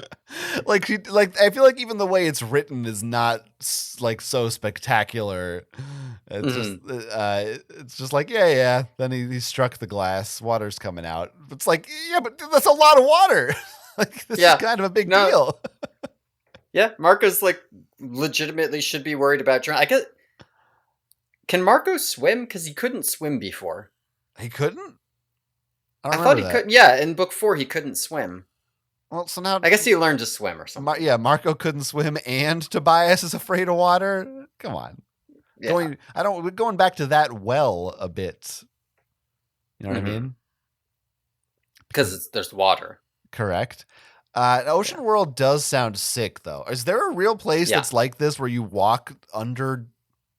And I guess there must be. There are places like this. I don't know particularly of any, but there are places like this. Maybe like in Dubai or some shit. Like it's kind of like I've been to aquariums that are cool, but I can't think of one where this sounds like the whole thing is built on just like you're in and under the water. Although I do really like how Axe is like, so all this water like could just come through all this protecting us as this shitty glass. Why do humans do things like this? Yeah, no, he starts off by saying, oh, now this is a cool human concept I like. This hologram makes it look like we're underwater. Now again, I'm sorry. I don't want to be known as the guy who just shits on Cassie all the time. Hmm. I honestly, I mean, in this instance, I blame Kay Applegate more because it just the little Cassie of thing of, oh, it's not good to hurt the sharks, but then they just do it anyway. It just feels like, Kay Applegate can't. Uh, it's like, well, I don't know how else to move the plot forward. So Hmm. she has to object to it, but then they're just going to do it. Like, I would Yeah. rather, if she's going to object to it, then, like, actually object to it. Don't just.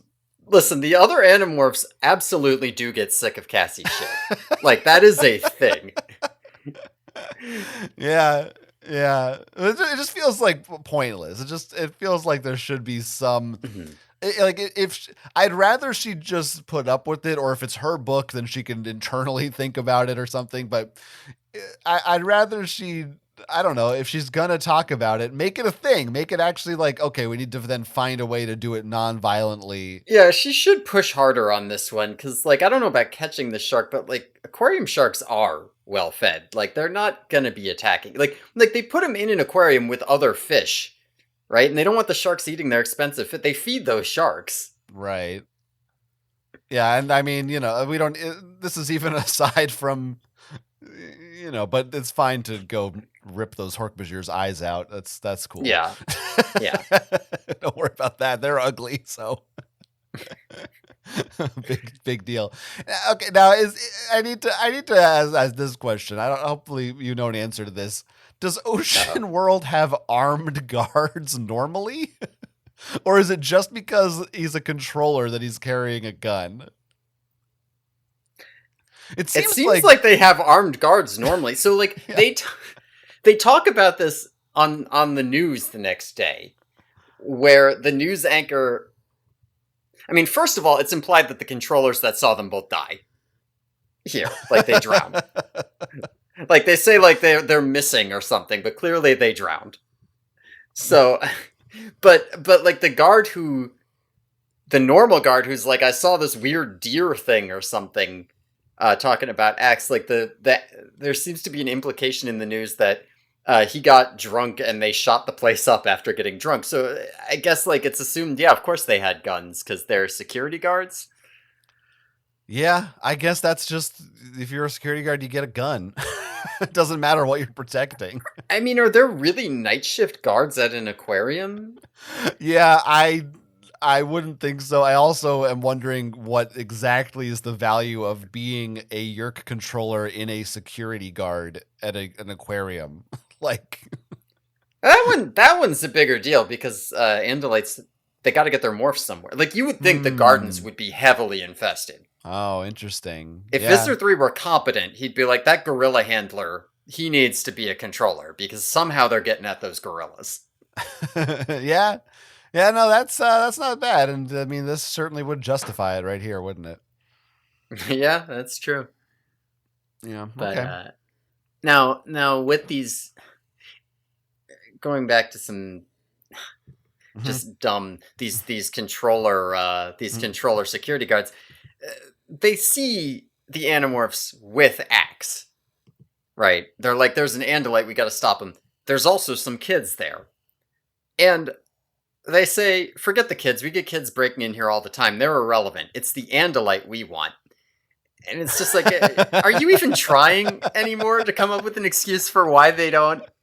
Because, like, you could have just been like, wait a second, why are those kids with him? Oh, but they're dead now. Yeah. Yeah, they're pretty stupid. They really are not. It's just an Andalite and some kids. I mean, at the very least, wouldn't they think they're Andalites in human morph Yeah. or something? Like, question them for some Yeah. anything. Or, like, if some kids broke in here, and then an Andalite also broke in here, and they, like, grouped up, you need to capture and infest those kids. Like, they're important one way or another. Yeah. Yeah. Yeah, I mean, Yerks are stupid. Yeah, I mean, there's definitely some kids' book issues. Where, like, the bad guy's got to be dumb because the plot's got to be dumb. Yeah, I mean, I already was like, I was just giving them a freebie on the fact that there's Yerk aquarium guards and stuff. I was like, whatever. Yeah, yeah. I don't know. This is whatever. I wasn't sure. I thought at first, until we find out right away that one of them is a controller, but I wasn't sure if they were going to pull this is just my blue horse again or something. Yeah, I guess regular people are pretty stupid too. Right. It's just a blue horse. Feeding him horse food back here. I got to put this back in its tank. I'm here for the overnight. It's a new aquatic horse fish. That's why it's blue. It goes in the water. Yeah, blue stuff goes in the water. It makes sense. Yeah. Also, I do also want to go back a little before this when Marco gets really offended when he says, "Hey, who's worked up by some little old sharks?" And Rachel says, "You are." Yeah, that really gets to him. It's good. Marco's like actually really he feels really bad about being afraid of sharks, because like in any other situation he should have had a comeback and just not, he wouldn't give a shit. But like, yeah, he's like really upset about there, or later on he says that he like is crying on the inside or something. Like it really he takes it so he's personally. Like ashamed too of how scared he is of this thing. Yeah, it's rough. I feel for this boy. Poor Marco. He did get torn in half, so. Yeah. Love you, Marco.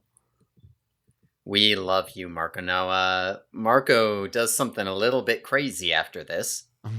Does he? So they got their shark morphs, and they're waiting for the weekend to go back to the island.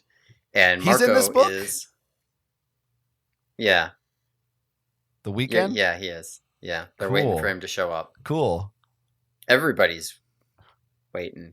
Working? Or working. Listen. Marco is obsessing about morphing the shark, right? I think he's got like this idea of like the shark wouldn't be afraid. The shark wouldn't. So he decides he's going to try it out on his own in the school pool. So he gets into the school pool and he starts morphing when nobody's there. And midway through, some bullies, Drake and Woo, show up. Yeah! Yeah, everyone's favorite, Drake and Woo. Yeah! Mortal enemies to Juan and Terry. Yeah!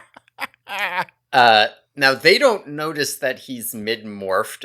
This speculation is that he just looks real long because of the water distortion. But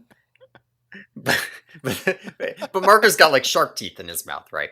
They don't see this. So they're bullying him about his mom being dead and blah, blah, blah. And Marco starts thinking about killing them and biting. He's, like, looking at Woo's throat. Like, what if I just bit out his throat and killed him with my shark teeth? It's kind of fucked up. But fortunately, before things can get out of hand, Jake shows up and gets Marco to back down and de-escalates the thing. Kind of got some Let the Right One In vibes here. Ooh. Yeah. I've never seen the American one, which I heard is also good, but yeah, I've never seen the American one. Or didn't they do a remake like very recently? Oh, did they do another one? Yeah, like I thought they did another one. I don't know. I mean, the American one is a remake, technically. Yeah. I love this scene. There's some good stuff here. I really like this idea that Marco wants to be a shark because they can't feel anything. That is so relatable and sad. I wish I were a soulless killing machine. Yeah, I mean, but there is like this. I mean, usually people are like, "Oh, I would just want to be a cat. You have no worries in the world or whatever. You can just sleep all day." And I can totally understand taking it further and be like, I just want to be a mindless, you just move and eat. There is something appealing about that to me. I do like eating and moving. Eating and moving, they're both really good. Is this she says this later about how sharks have to move or they'll die. Is that like a myth or is that a real thing? I've been hearing that since I was a kid. I've never heard it debunked. Okay. But there's some sharks that don't. For sure, there are some sharks that don't. Because there's some sharks that are like weird bottom feeders or ambush predators. Yeah. Maybe it is a myth. I don't know. Okay. And there's loan sharks. Don't get me started on those guys. Yeah, all by themselves. I also, that's right. I also love, obviously, I love Drake and Woo. Right. Who wouldn't love Drake and Woo? Our newest pairing after, as you said, Juan and Terry, Dominic Mm-hmm. and Pete, and Right. Jerix and Larix. Jerix and We now Larix, can of add to course. the pantheon of dynamic duos Drake and Woo. What went wrong with Woo's parents that they named him Woo? WOO, by the way. Well, I'm assuming he's Asian. Is that a proper spelling of an actual Asian name? WOO? Well, I thought maybe that because there's Am I John being Woo. racist? Maybe, probably. But Okay. there's John Woo. Maybe that's his last name. Oh, okay. Maybe he Okay. goes by his last name.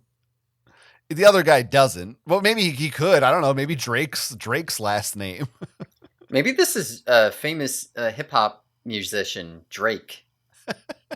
I mean, I don't know. Maybe Woo is a name that would be maybe it would be spelled WU or something. I don't Yeah, know. if it were WU, then I'd be like, I don't know enough about like But I wouldn't be able to say if this is a normal cultural name or if this is like a Cho Chang situation. right. But WOO just feels very weird to me. But maybe it's not. I don't know. Maybe she did Like I her said, yeah, there's research. John Woo, so I don't. It's it's not crazy to me, but Uh huh. these bullies do kind of suck. They call their name for him is Marco Roni. Yeah, I like it. That's such a bad insult. Like that's the best you can do. These Uh, bullies got to work on their material. Listen, when you're a kid, I don't, maybe not anymore when you're 14, but Yeah, when they're you're a kid, like, 14. you can literally use any kind of. Like, if it sounds like your name and it's not your name, it's an insult now when you're a kid. Call him like moron. Yeah, I can tell you weren't a bully. No, only in anonymous Twitter threads. Mm, Look out, ladies. yeah. Can't say any of the things you said there on the air. No, but people can infer. Now, We're going to get more negative feedback. yeah, we are. It's all satire, folks. That's right. How do you feel about the part where Drake's like, "What's wrong with his eyes, man?" Because I guess Marco's eyes have gotten a little shark-like. I'm picturing this is kind of a Venom like scene to me, Yeah. where Marco's got like a Venom in him that wants to come out and destroy these Hmm. guys, or a Hulk even. And I'm like, Yeah. yes, let him. I want to. Feels more venomy. The whole, It's I don't. yes, much more venomy. It's a lot more malicious. I want Marco to tear this guy's throat out, and I love that. Fuck you, Jake. Get out of here. I love the scene or the little note about how bullies don't like to feel like they're not in control. And they're like scared because they're like, they're confused. Why are they talking like he could kick our ass right now? And it's like, Yeah, I don't know. It's kind of badass. I like it. it's good. It's Yeah, kind of some Rachel energy here. there is. This is what Rachel's like all the time. Yes. She doesn't need shark DNA. God, what, like, wasn't that a thing that happened in book 5 or something where somebody like pushed Rachel or something and she just like fucking body slams her and like holds up a plastic knife at her throat or some shit. What? I don't remember. I remember when she They like turned. get sent to Chapman's office or something, right? And Oh, Marco has to pretend, oh, they were fighting over me, or not pretend. He has to make a joke to de-escalate. I mean, it was her and Melissa. Isn't No, it? it was some other chick. I don't remember who the other chick is. But yeah, I don't remember. Yeah, but yeah, maybe. Sure, probably.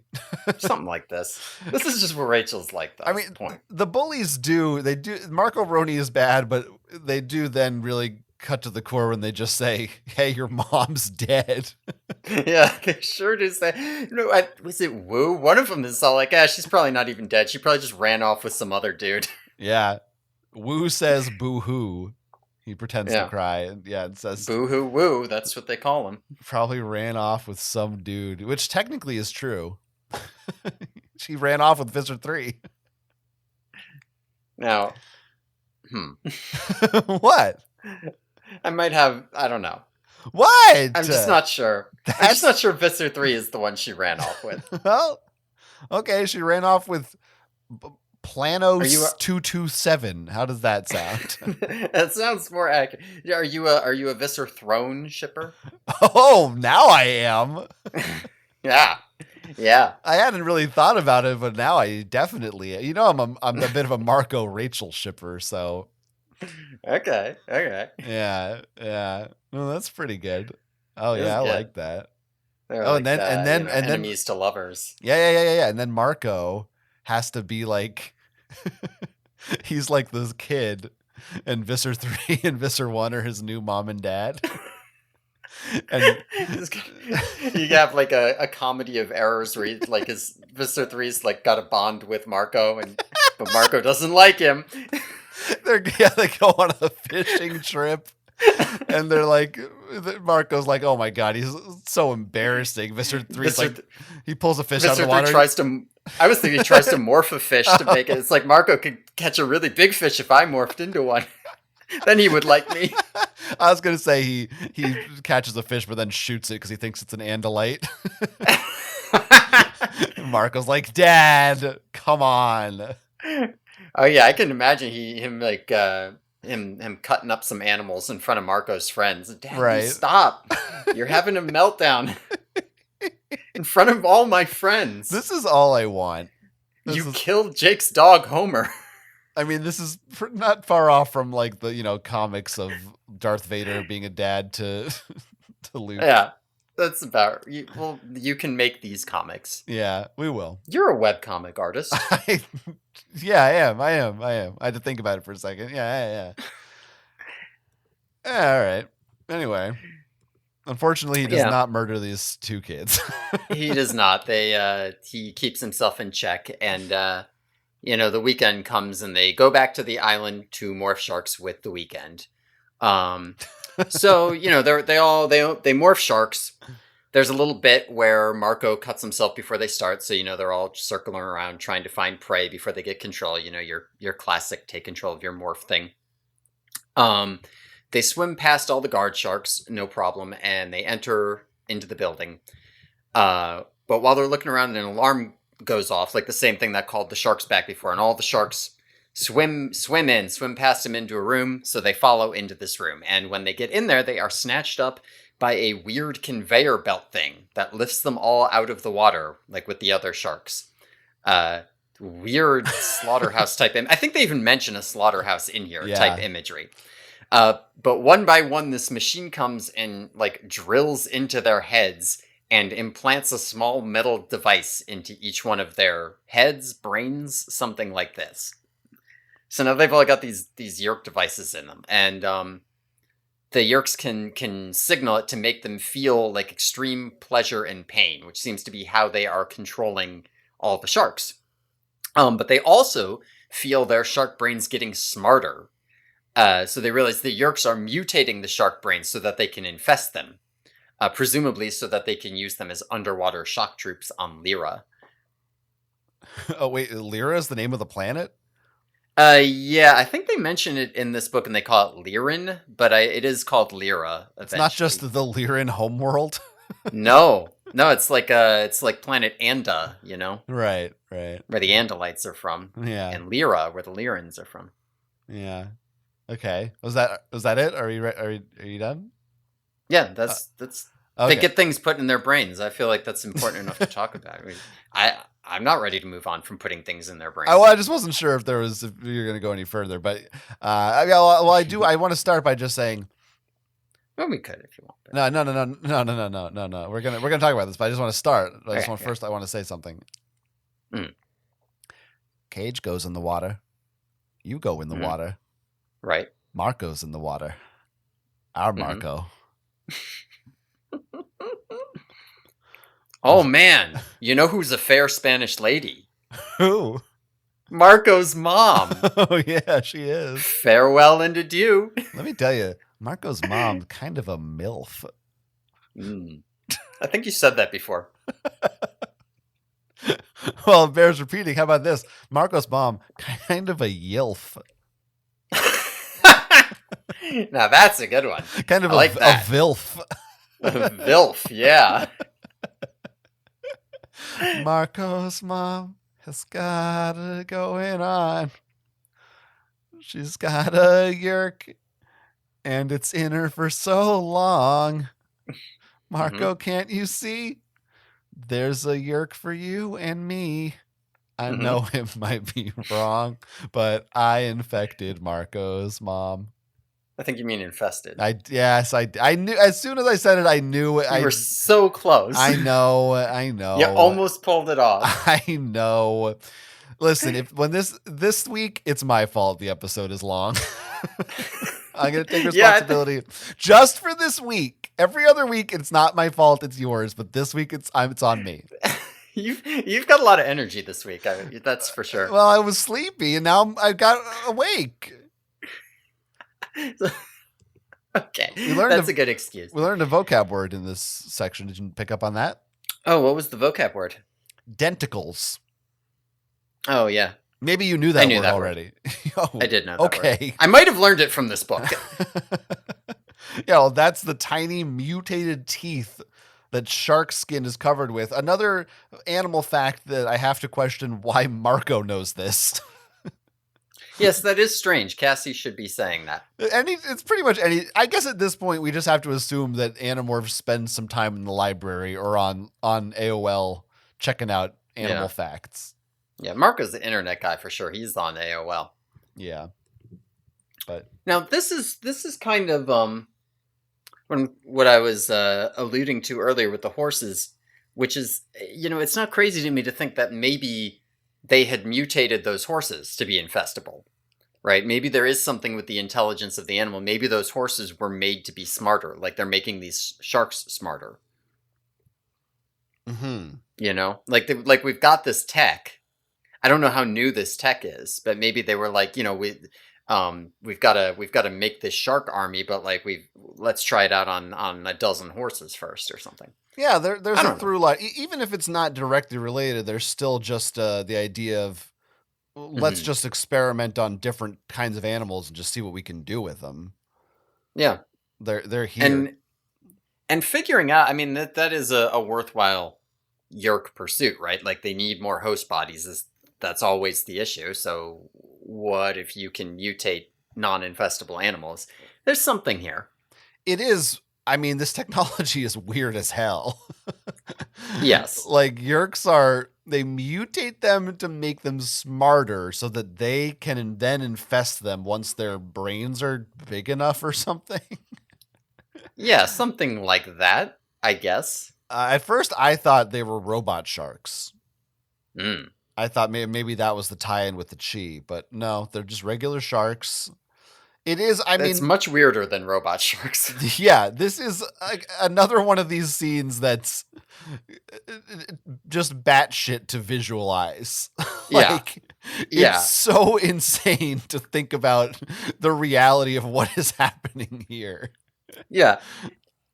And again, as a kid, like this was very vivid to me because it was an earlier Animorph scene. It's like they're being, carried down this like conveyor belt effectively, and they're getting drills put in there. But like it's kind of horrible because like they can see, right? Marco can like see Cassie's head getting drilled, and then he's next. It's little like this is more disturbing than many horror movies this is some fucking David Cronenberg shit for real. Like you're already in a body that's not yours. That's a freaky alien body, and you're like being against your will carried down a conveyor belt, like lifted up on a hook or something and drilled into your brain. It's just fucked up. Yeah. And they don't, at this point in the series, it just feels like, another, it's Wednesday. It's ridiculous. It's crazy ass shit. It sure is. It's some Cass. Now they earlier we had talked about Yerks forgetting they had guns. a shark can't hold a gun. Yet. And I just feel like a scuba Hork-Bajir, even if it's not as good on its own, would be able to shoot. Like, you can't modify your Dracon beams to work underwater or something. They must work underwater. That's gotta be better than a shark. A shark doesn't have hands. Yeah. Maybe the idea is, well, no, they want to use them on another planet. Yeah, I don't know. I mean, I don't know. Maybe wherever, maybe Lyra's environment is just better for sharks. Like they figured this out or something. I don't know. Yeah, I mean, I still think the no hands issue is a pretty big one. Well, they just pull a Dr. Evil and strap laser beams to their heads. Maybe they'll give him robot arms. When did Austin Powers come out? Probably 97.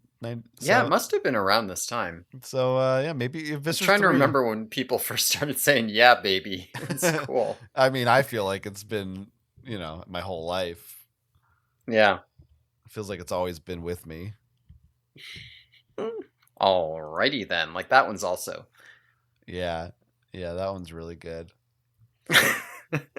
Remember back in the day when you had to be able to do impressions of comedians to be cool? We didn't have memes back in my day. You couldn't just put some impact font on a funny picture. You had to be able to talk like Jim Carrey. Ooh? Yeah. Very nice. No. That one's a little older than that, but now there's a good bit in here where they're trying to figure out which one of these doors they want to go in. I love this bit. They have some suggestions. Eeny, meeny, miny, mo. Heads or tails. One potato, two potato. Axe is confused, and Marco explains, these are highly advanced human methods for making choices. Yeah, and then they just go, middle door? Yeah, middle door. Middle door. Yep. Yeah, that's funny. That's a good part. Yeah, I like it. I'm a fan. There's also, piggybacking on some of the Marco issues. Jake has to have like a little pep talk with Marco before the mission to be like, Marco, you haven't been saying this is insane and we're all gonna die, and you haven't been cracking jokes and everybody's weirded out. Like, maybe you need to just tell everybody what's going on or something. Poor Marco. I get it. It's the burden of being the class clown. Yeah. Crying Say the on the line, inside. Marco. I am Pagliacci or whatever. Is that what the name? Yeah. Yeah, that's the name. Yeah. Sad. Yeah. But after then what they happens? do all the... Excuse you? I just said, then what happens? After they do this conveyor belt thing, they say, okay, we'll morph fly to infiltrate the place. But as they try to morph fly, the control devices are too big for their fly heads. So they would have killed themselves if they finished the morph. Their heads it's like they're going to explode.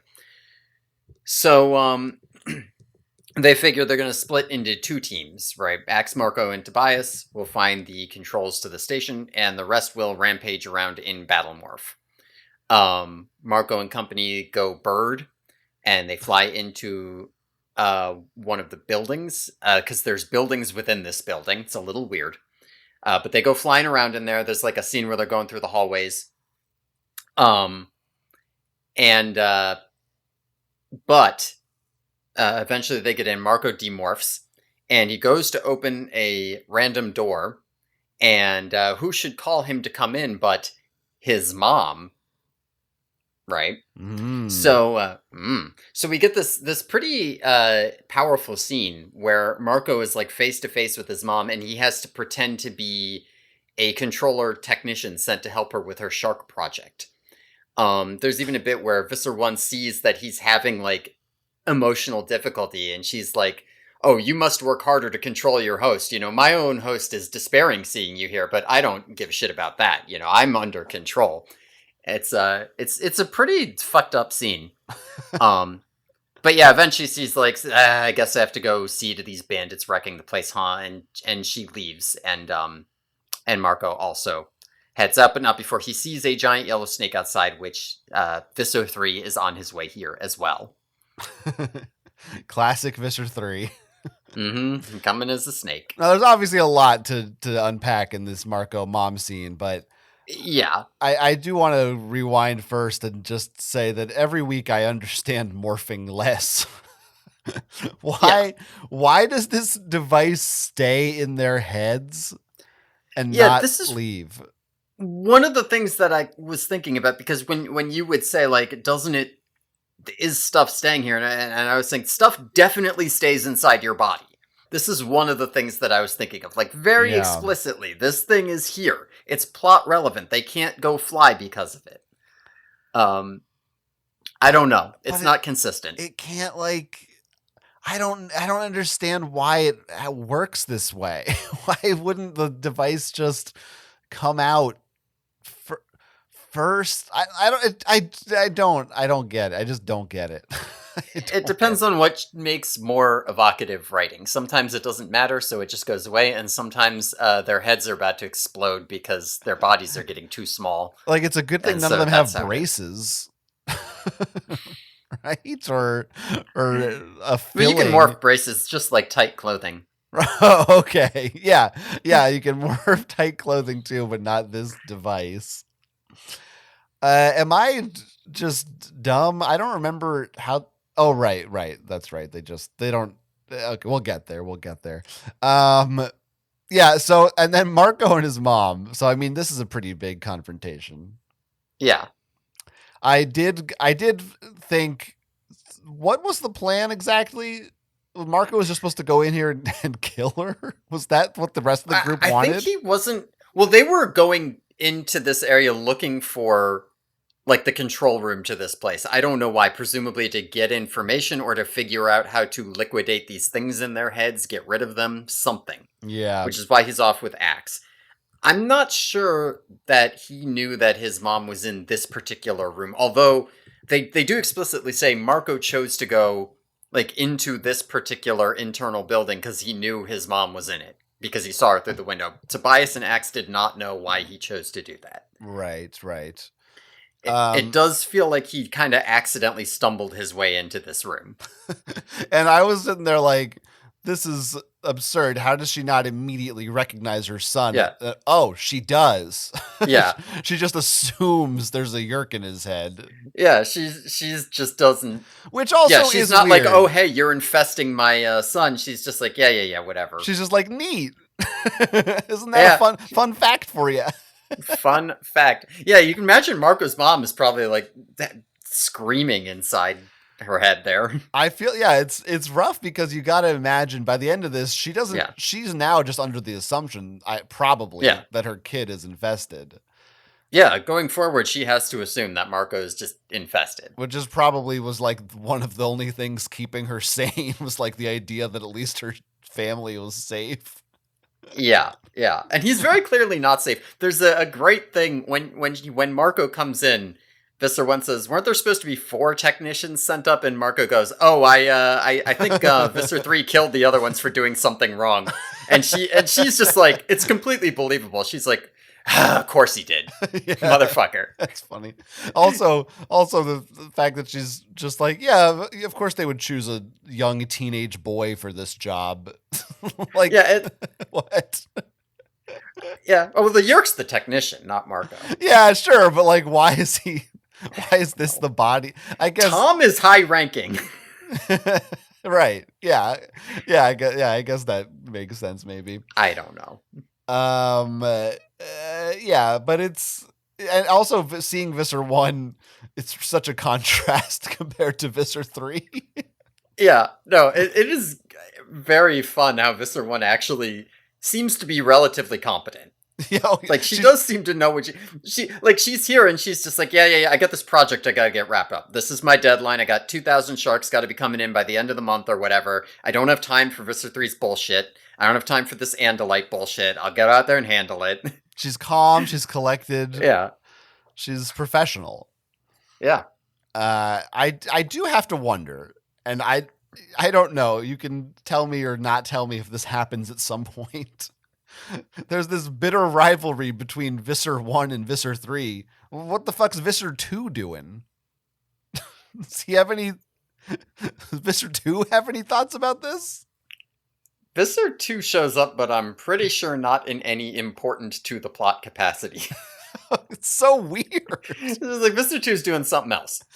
Don't worry about it. Why isn't Visser 3 just Visser 2? It's like, it's just weird.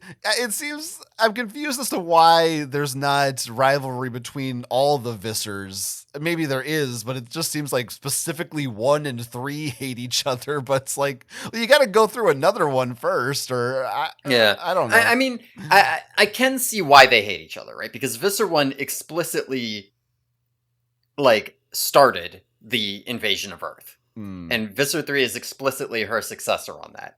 And so I do think there is something there in terms of Visser 1 hates Visser 3 because he's incompetent and bungling her carefully crafted plan because he is a psychopath.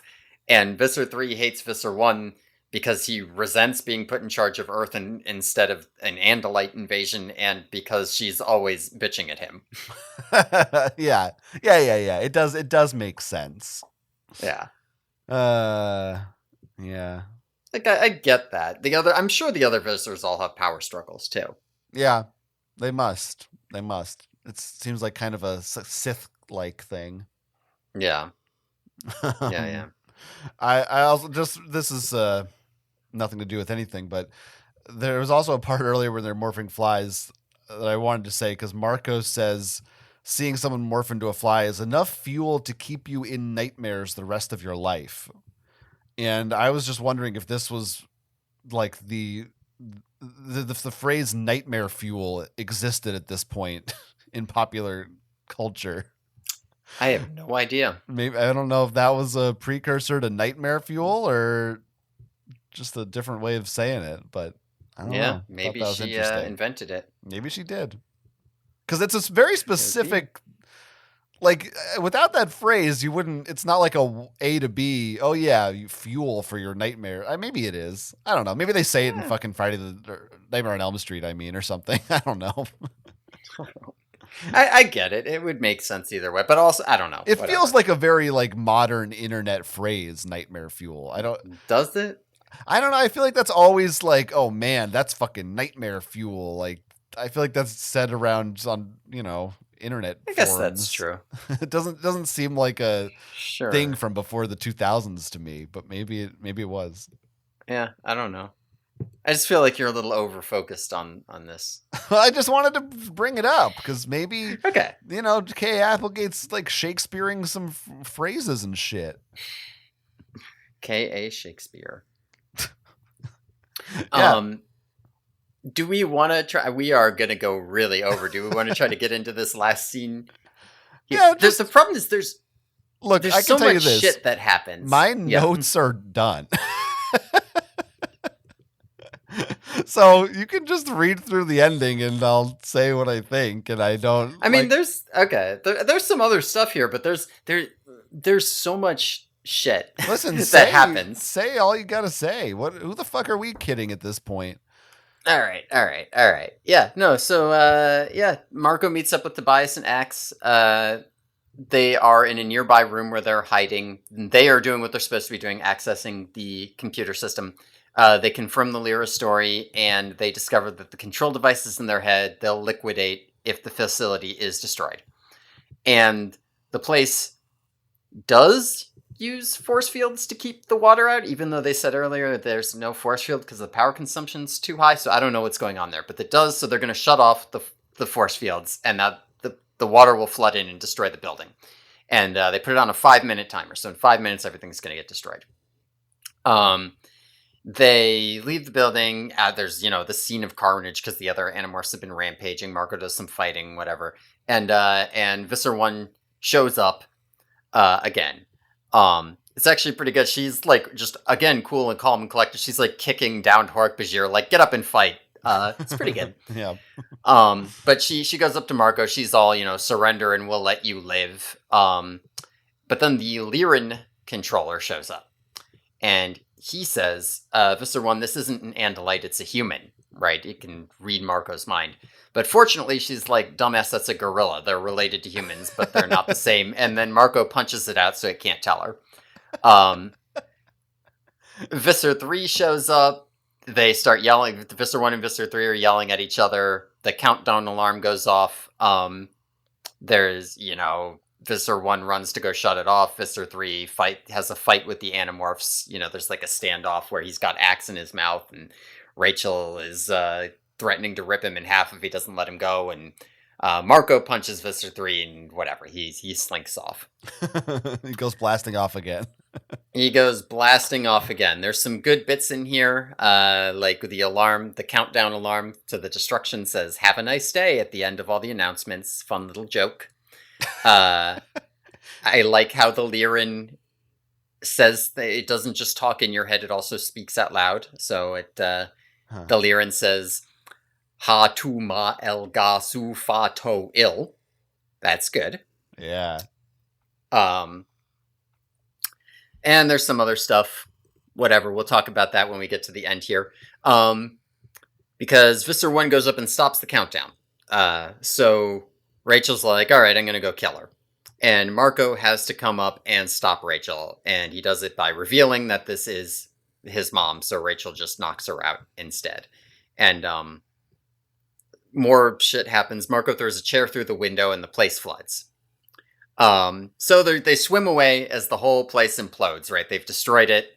They didn't kill Visser 1, except they sort of are flooding the place out. They feel the devices in their heads melt. The sharks swim off. It's all resolved. And as they're leaving, Rachel says, "Oh, I think I heard the engines of that submarine we saw before." And nobody else heard it, so Marco doesn't know if she's lying to make him feel better, but maybe Visser 1 got rescued. Yeah. And that's the end of the book. Yeah. I mean, it feels pretty, it's pretty obvious to me. I mean, I never felt like his mom was going to die. It would be a terrible decision. You can't kill his mom. Yeah. Yeah. And they don't even see, it's comics logic with their body here. Right. I mean, I'm surprised it wasn't even. They don't have escape pods and shit all over the place. I don't know. It just seems like a pretty easy solve for Yerks, but yeah. I mean, when she shut off the thing, there was like a minute left. So right. Obviously she is going to get out. So I don't know. The alarm is kind of funny, but also why does it say "Have a nice day"? Who programmed this alarm? Yeah, I don't know, because it was funny. Yeah. Some Yerk jokester. So maybe Eric hacked it as a prank. Yeah, Eric was like, "This alarm's too mean. Yeah, we don't like that." He won't attack them, but he's gonna be like, hey. New headcanon. Yeah. So now everybody knows that Marco's mom is. So that really, it only lasted like 2 Marco books, maybe only just 1 even. Maybe I don't know. Yeah. I mean, which is like 6 or 7 regular books, but yeah, no, the cat's out of the bag. Yeah, that happened. People do know. Honestly, sooner than I thought it would. I figured that would be stretched out for a while, but they cut that cord. Yep. No, I think that's just, there's not that much point in having it be secret. Yeah. It's more because like the interesting part is like, what are they gonna do?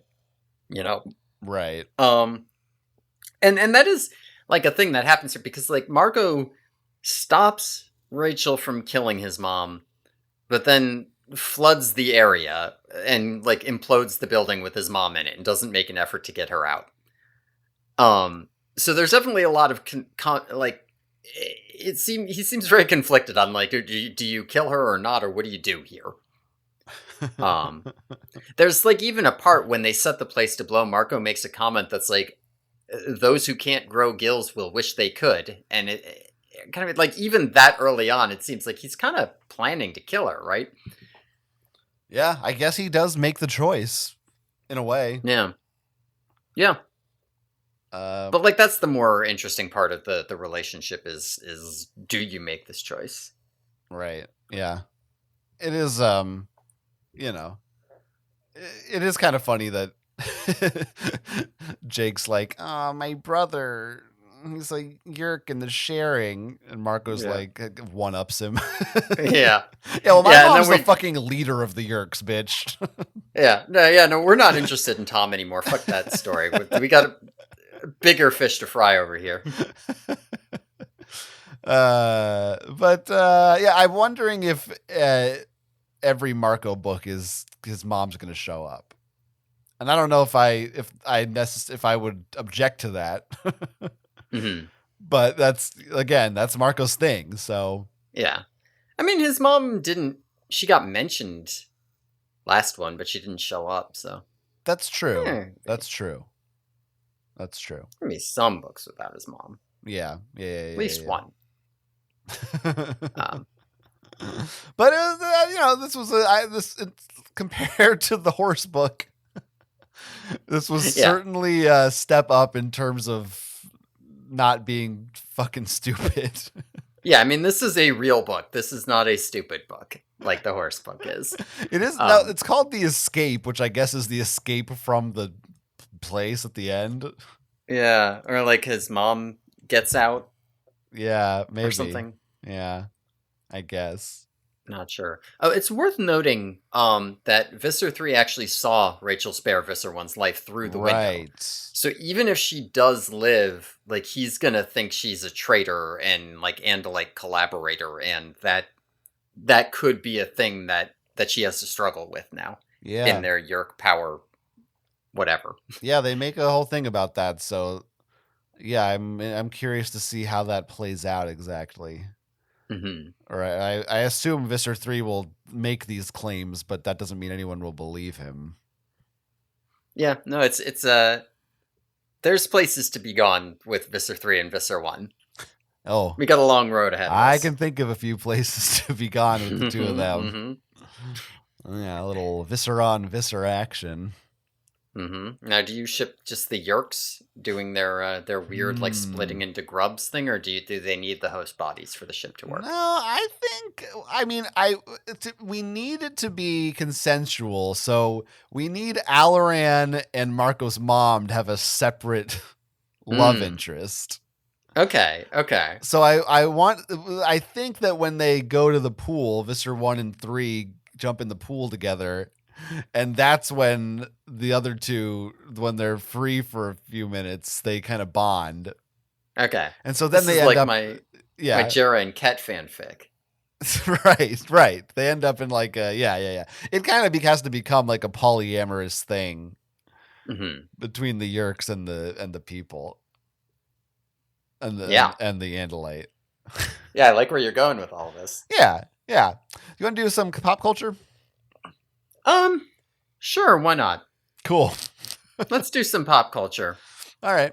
Well, they call the Amazon Cafe. They say it's like some ride at Disney World. Okay. Mm-hmm. Howard Stern rules, we mentioned. Of course, Axe wants to go to Cinnabon. Important note on Cinnabon.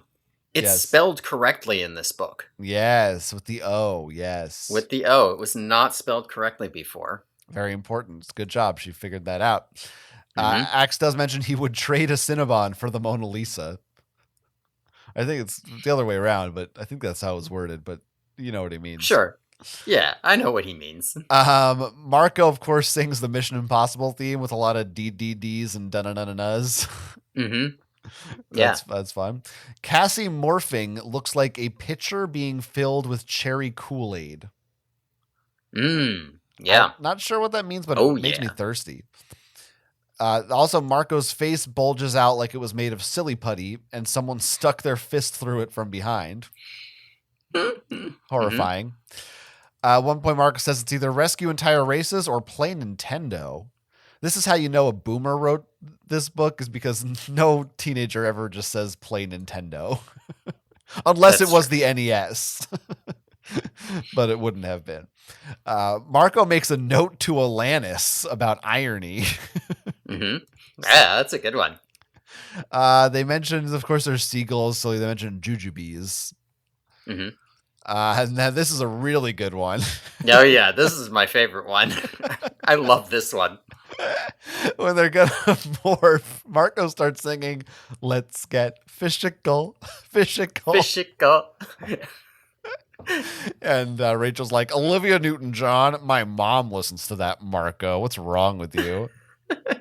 Leave Marco alone. He likes the classics." Something about morphing, being like he crazy glued his thighs and calves. Mm-hmm. Crazy glue. I feel like is one of those ones people think of as a common word, but it is a brand, right? Yes, Yeah. that's true. A Dilbert looking place we mentioned. The something reminds him of Captain Kirk's chair on the original Star Trek. He says his skin is, or sorry, the skin of the Lyra is Lyran, slimy like it was coated in Vaseline. There's another one for Mm-hmm. you. Lord of the Rings, of course, Bob Marley. He says they could do shark petting and dolphin radio, a whole new ESPN show. The tunnel in the aquarium made of plexiglass. I guess that's a proper I was brand name. gonna ask about that. Is plexiglass a It thing? was capitalized, so Okay. I think it maybe is. Kind of like, what was the other Uh, one we found? Like sheet metal or something was one. Dumpster was the other one. But yeah, well, of course, Okay, dumpster. There was another one that was less obvious. That was. I think there was, yeah. If it comes up again, though, we will give it the dumpster treatment. Don't worry. Yeah, we will. Water poured in like Niagara Falls. Are we counting that? Is that a reference? That's just Sure. that's just a I'll place. count that. But it's like a kind of like a tourist thing, so I don't know. Yeah. CNN sent a camera crew to cover the aquarium. In this book, of course, Marco refers to Rachel as Xena, but he also calls her Mighty Xena. Hmm. That's fun. He also thinks they're going to be turned into Oscar Mayer shark meat Lunchables with hammerhead slices, American cheese, crackers, and a cookie. Or also possibly chicken of the sea shark meat. He says that the inside of the place looks like the inside of a Toys R Us store. They don't exist anymore. He says there's a very fine line between us and the Three Stooges, and then explains to Axe what a stooge is. I'm sure you like that. I did like that. This one, I don't really know who this person is. Hopefully you looked this up. I did not, but I don't know who it is either. Okay. He says as a gorilla he has more power than 10 Evander Holyfields? Is that the name? Maybe Evander? It's got to be like an Olympic athlete or something.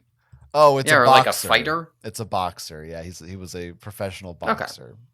That would make sense. I don't know about boxing. No idea. He went up against Mike Tyson and George Foreman. Did he win? He did. He beat them both. Okay. Oh, okay. Well, there you go. Big time boxer. And finally, Arnold Schwarzenegger, using his entire body, could not have bent back Marco's wrist if he didn't want him to. Yeah. Yeah. Now, somewhere in there was also a reference to Gumby, but I don't quite remember where. Oh, man. I didn't pick up on a Gumby. I love a Gumby. I should have wrote more about Gumby. Maybe it was when they were morphing and stretching out or something. Yeah, maybe it was near the silly putty. Yeah, I think it was a little later. Maybe the second shark morph. Yeah, that makes sense. Or something. Also, on Seropedia, which is a bad website, they have a picture from an Animorphs 1999 calendar, which I love, which used the photo from this book, the cover. And it's like, apparently there was a hidden message you were supposed to find throughout all the months. I don't know how that worked, but they have Marco's attributes for the month of Marco. And it says, what's the month of Marco? It doesn't show. It's only the top half. I don't know which month he was. Oh no, it says this is your, I assume it was December because it says this is your last chance. So the month of Marco. Oh no, December. November. Sorry, I think he's November. It says check us out. We'll have to celebrate. Yeah. It says attitude, whatever. Closest friend, Jake. Yeah. Morph advice, kids, don't try this at home. Classic. That's Marco. our Marco. Okay, that's it. I'm done. That's it. Yeah.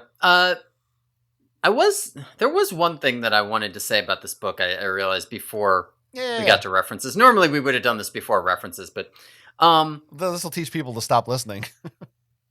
They'll be sorry they missed this. they will be sorry they missed this. No, one thing that does strike me about this book feels, and it's crazy to say this, but it feels a little bit less bonkers than some of the earlier books would have been. Right? Like, we introduced the Lyrans, but there's just, like, a Lyran guy. We didn't, like, see 100 Lyrans. We didn't, like, go to Lyra. The Ellimist didn't, like... You know, like, this... There's some... It feels a lot more like, okay, we set up this plot with Marco's mom, and we're gonna move in here, and we'll set up a new plot with the Lyrans, but we'll do it like a normal person might. Like, I guess there's some crazy stuff with the morphing sharks, but I don't know. Maybe I'm off on that feeling. I sort of see where you're coming from in the sense that it feels like if this were book 8 or something, then the entire book would have been just about Lyrans. Mm-hmm. And now she feels comfortable just being like, just throw a Lyran in there, you know, like these kids can handle this fucking shit now. They're immersed in the world. They've been, what's the word I'm looking for? Not inundated. They're indulged in it. They're anyway. Yeah, something. Right. They're in it. But there's still this, if you like step back and just look at all the things that occur in this book, it's still pretty fucking ridiculous. I think we're just numb to it. Yeah. I mean, like, but it's more like there's a bunch of crazy set pieces. Like, they're on the shark conveyor belt. That they're in the shark tunnel collapsing. They ride on a dolphin. They, Marco turns into a shark and wants to eat a guy. And less just like the entire thing is so goddamn wild. Like, you can sort of see the progress, like, from the beginning of this book, you're like, okay, they're going to get shark morphs, they're going to explore the thing, they're going to go there, they're going to have a showdown with Viscera. There's no, like, first act turn into Ellimist, right? There's true. No, like, third act turn into the Pemalites. Yes, it is somewhat more straightforward in that way. They give you the plot early on, and that actually is the plot. Yeah, and it's a relatively crazy plot, too. Like, it's not like she just didn't think of anything crazy to do with the book or whatever. Right. Yeah, no, it's still pretty weird and wild. But at the same time, it's also like, if you really break it down, it is, the Yeerks have a new project and they try to mess it up, you know? Yeah. All right, well. Anyway, that's just a little thought that I was having about it. Well, maybe our listeners have thoughts, or maybe they know what word I was trying to think of. You can email us. Our email address is theyerkyboys@gmail.com. We'll read those on the air if you want to make our show even longer than it normally is. You can write an email to us. You can also follow us on Twitter at @theyerkyboys. If you want to follow me on Twitter, you can @Quentz. And I also have another podcast available on all podcast platforms, just like the one you're listening to right now. It's called Geeks on Trial, where you can find me with a different co-host talking about geeky disputes in the world of books, movies. Yeah, I won't be there for that one, so you can tune out. Maybe we'll get you on as a guest one of these days. If you want to find me, you could find me on Twitter @DogTimesMcGee for as long as that's still around.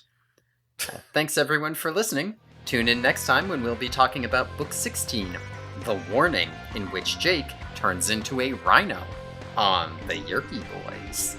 I'll tell you that one.